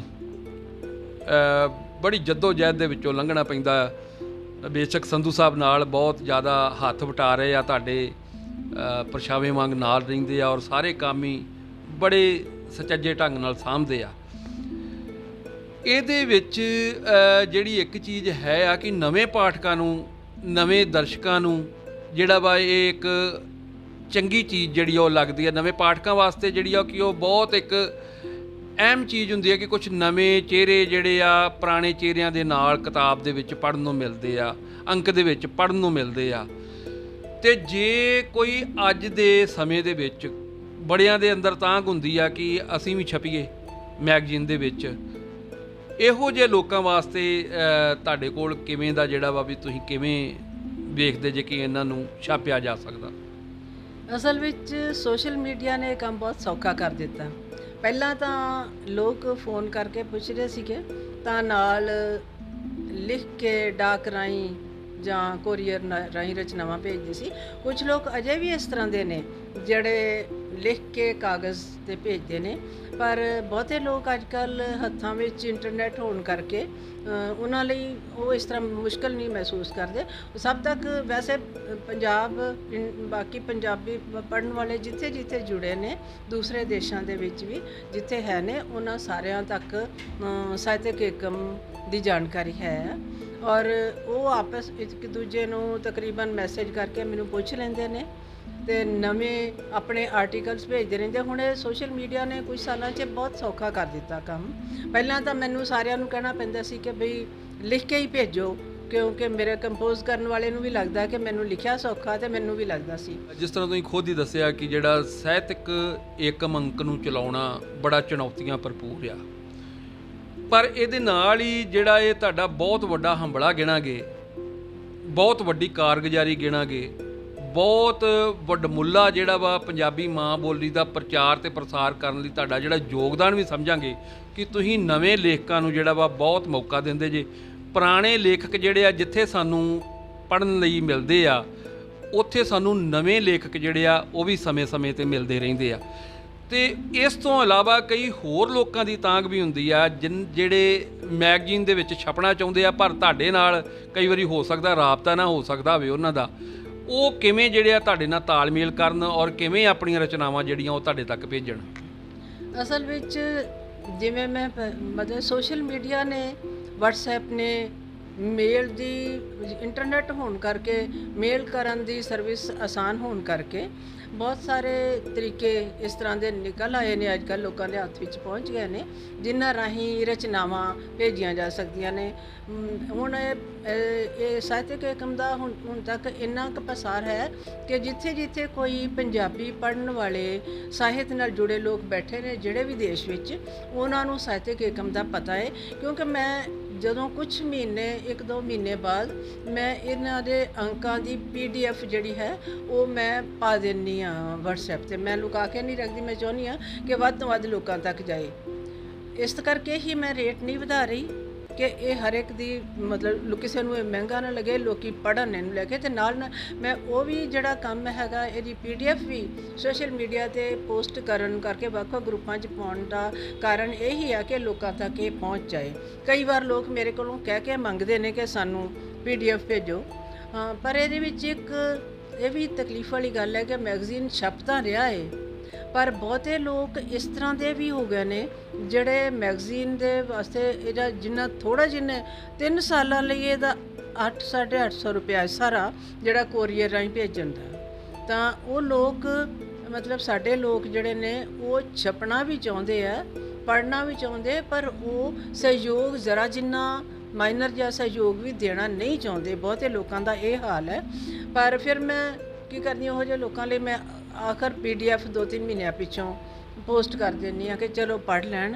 ਪਰ ਇਹ ਇੱਕ ਉਦਾਸੀ ਵਾਲਾ ਕਾਰਨ ਵੀ ਹੈ ਸਾਡੇ ਦੁੱਖ ਦਾ ਕਿ ਸਾਡੇ ਸਮਾਜ ਵਿੱਚ ਸਾਹਿਤ ਨੂੰ ਮਤਲਬ ਇਹਦੀ ਕੋਈ ਮਦਦ ਕਰਨ ਦਾ, ਪ੍ਰਮੋਟ ਕਰਨ ਦਾ ਕੁਝ ਵੀ ਇਹੋ ਜਿਹਾ ਜਿਹੜਾ ਮਤਲਬ ਸੰਕਲਪ ਹੀ ਨਹੀਂ ਹੈਗਾ ਸਾਡੇ ਲੋਕਾਂ ਦੇ ਵਿੱਚ। ਕੋਈ ਪਰਿਭਾਸ਼ਾ ਨਹੀਂ, ਅਸੀਂ ਸਮਝਦੇ ਹੀ ਨਹੀਂ ਵੀ ਇਸ ਤਰ੍ਹਾਂ ਕਰਨਾ ਚਾਹੀਦਾ। ਖੈਰ, ਉਹ ਜਦੋਂ ਮੈਂ ਸਮਝਦੀ ਹਾਂ ਵੀ ਅਸੀਂ ਜਦੋਂ ਆਪ ਹੀ ਕੰਮ ਕਰਨਾ ਹੈ ਤਾਂ ਆਪਣੇ ਹਿਸਾਬ ਨਾਲ ਕਰੀ ਜਾ ਰਹੇ ਹਾਂ ਕੰਮ। ਪਰ ਫਿਰ ਵੀ ਇੱਕ ਕਾਲਮ ਮੈਂ ਇਹਦੇ ਵਿੱਚ ਰੱਖਿਆ ਹੋਇਆ ਸੀ ਸੱਜਰਾ ਕਾਵ, ਜਿਹਦੇ ਵਿੱਚ ਨਵੇਂ ਜਿਹੜੇ ਲੇਖਕ ਨੇ ਉਹ ਜਦੋਂ ਵੀ ਉਹਨਾਂ ਦੀ ਹੈ ਕਿ ਪਹਿਲਾਂ ਤਾਂ ਮੈਂ ਰੈਗੂਲਰਲੀ ਲੱਭ ਕੇ ਕਵਿਤਾਵਾਂ ਜਾਂ ਕਹਾਣੀ ਜੋ ਵੀ ਉਹ ਲੈ ਕੇ ਛਾਪਦੀ ਸੀ। ਹਰ ਵਾਰ ਉਹ ਮਿਲਦੇ ਨਹੀਂ, ਕਈ ਵਾਰ ਕਿਉਂਕਿ ਮੇਰਾ ਰਾਬਤਾ ਨਹੀਂ ਹੈ ਬਹੁਤਾ। ਮੈਂ ਕਈ ਪ੍ਰੋਫੈਸਰਾਂ, ਅਧਿਆਪਕਾਂ ਨੂੰ ਤੇ ਕਿਹਾ ਹੈ ਕਿ ਮੈਨੂੰ ਨਵੇਂ ਜਿਹੜੇ ਲਿਖ ਰਹੇ ਨੇ ਬੱਚੇ ਉਹਨਾਂ ਦਾ ਰਾਬਤਾ ਦਿਓ, ਉਹਨਾਂ ਦੀਆਂ ਰਚਨਾਵਾਂ ਭੇਜੋ। ਅਤੇ ਕਈ ਹੁਣ ਜਦੋਂ ਪਤਾ ਲੱਗਦਾ ਭੇਜ ਵੀ ਦਿੰਦੇ ਨੇ, ਮਿਲ ਵੀ ਰਹੀਆਂ ਨੇ। ਜਦੋਂ ਮਿਲਦਾ ਉਦੋਂ ਉਹ ਜਿਹੜਾ ਸੱਜਰਾ ਕਾਵ ਅੰਕ ਉਹਦੇ ਵਿੱਚ ਛਪਦਾ। ਇੱਕ ਮੈਂ ਹੋਰ ਕਾਲਮ ਸ਼ੁਰੂ ਕੀਤਾ ਸੀ ਕਿ ਜਿਹੜਾ ਕਿ ਜਦੋਂ ਉਹ ਮੈਟਰ ਮਿਲਦਾ ਉਹ ਛਾਪਦੀ ਹਾਂ ਕਿ ਬਾਅਦ ਦੁਪਹਿਰ। ਮੈਂ ਮਹਿਸੂਸ ਕੀਤਾ ਸੀ ਕਿ ਬਹੁਤ ਸਾਰੇ ਲੋਕ ਇਹੋ ਜਿਹੇ ਨੇ ਜਿਨ੍ਹਾਂ ਨੇ ਇੱਕ ਉਮਰ ਦੀ ਪਰਪੱਕਤਾ ਤੋਂ ਬਾਅਦ ਲਿਖਣਾ ਸ਼ੁਰੂ ਕੀਤਾ। ਕਿ ਜਾ ਕੇ ਜੋ 40-50-60 ਸਾਲ ਦੀ ਉਮਰ 'ਚ ਬੰਦੇ ਲਿਖਣਾ ਸ਼ੁਰੂ ਕਰਦੇ ਨੇ, ਉਹਨਾਂ ਦੇ ਕੋਲ ਜ਼ਿੰਦਗੀ ਦਾ ਬਹੁਤ ਸਾਰਾ ਤਜਰਬਾ ਹੁੰਦਾ ਹੈ, ਪਰ ਉਹਨਾਂ ਦੇ ਵਿੱਚ ਉਹ ਅਜੇ ਜਾਂਚ ਨਹੀਂ ਹੁੰਦੀ ਕਿ ਕਿਸ ਤਰ੍ਹਾਂ ਕਿਸ ਚੀਜ਼ ਨੂੰ ਲਿਖਣਾ ਹੈ।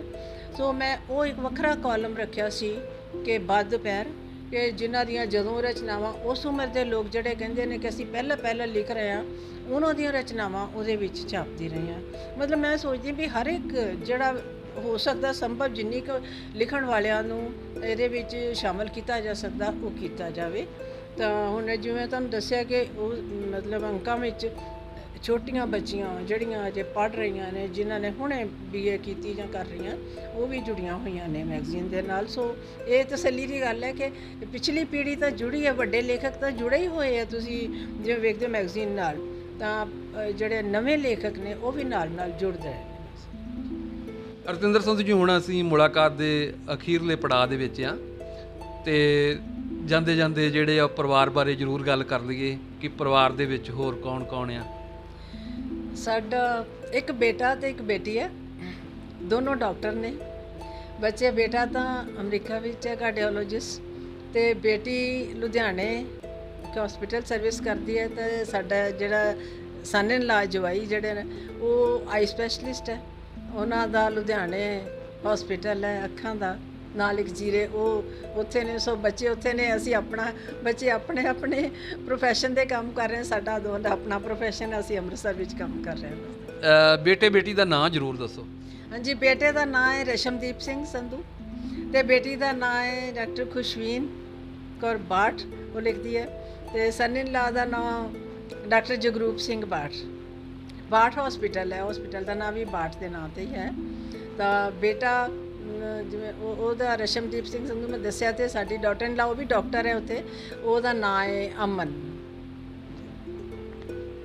ਐਪੀਸੋਡ 43 ਦੇ ਵਿੱਚ ਤੁਸੀਂ ਸਾਰਿਆਂ ਨੇ ਬੜਾ ਨੇੜਿਓਂ ਹੋ ਕੇ ਰਤਿੰਦਰ ਸੰਧੂ ਜੀ ਨੂੰ ਸੁਣਿਆ ਵਾ, ਕਿਵੇਂ ਪੜਾਅ ਦਰ ਪੜਾਅ ਜ਼ਿੰਦਗੀ ਦਾ ਜਿਹੜਾ ਸਫ਼ਰ ਆ ਉਹ ਤੈਅ ਕਰ ਰਹੇ ਆ। ਤੇ ਭਵਿੱਖ ਦੇ ਵਿੱਚ ਸਾਨੂੰ ਵੀ ਬਹੁਤ ਵੱਡੀਆਂ ਆਸਾਂ ਇਹਨਾਂ ਤੋਂ ਕਿ ਇਹ ਦੋਵੇਂ ਜੀ ਜਿਸ ਤਰ੍ਹਾਂ ਸਿਹਤ ਖੇਤਰ ਦੀ ਸੇਵਾ ਕਰ ਰਹੇ ਆ, ਪਰਮਾਤਮਾ ਇਹਨਾਂ ਨੂੰ, ਵਾਹਿਗੁਰੂ ਇਹਨਾਂ ਨੂੰ ਚੜ੍ਹਦੀ ਕਲਾ ਦੇ ਵਿੱਚ ਰੱਖਣ, ਤੇ ਇਸੇ ਤਰ੍ਹਾਂ ਹੀ ਸਮੱਤ ਬਖਸ਼ ਕੇ ਰੱਖਣ ਕਿ ਇਹ ਵੱਡੀਆਂ ਬੁਲੰਦੀਆਂ ਫਤਿਹ ਕਰ ਸਕਣ। ਮੇਰੇ ਨਾਲ ਹਮੇਸ਼ਾ ਦੀ ਤਰ੍ਹਾਂ ਹੀ ਮੇਰੇ ਦੋਸਤ ਨਵਦੀਪ ਸਿੰਘ ਸੋਤਾ ਜੀ ਇਸ ਵੇਲੇ DOP ਦੀਆਂ ਸੇਵਾਵਾਂ ਨਿਭਾ ਰਹੇ ਆ। ਔਰ ਦੋਸਤੋ, ਵਾਅਦਾ ਕਰਦੇ ਹਾਂ ਕਿ ਅਗਲੇ ਹਫਤੇ ਵੀ ਤੁਹਾਡੇ ਰੂਬਰੂ ਬਹੁਤ ਹੀ ਵਧੀਆ ਸ਼ਖਸੀਅਤ ਲੈ ਕੇ ਆਵਾਂਗੇ। ਤਦ ਤੱਕ ਲਈ ਦਿਓ ਇਜਾਜ਼ਤ। ਧੰਨਵਾਦ।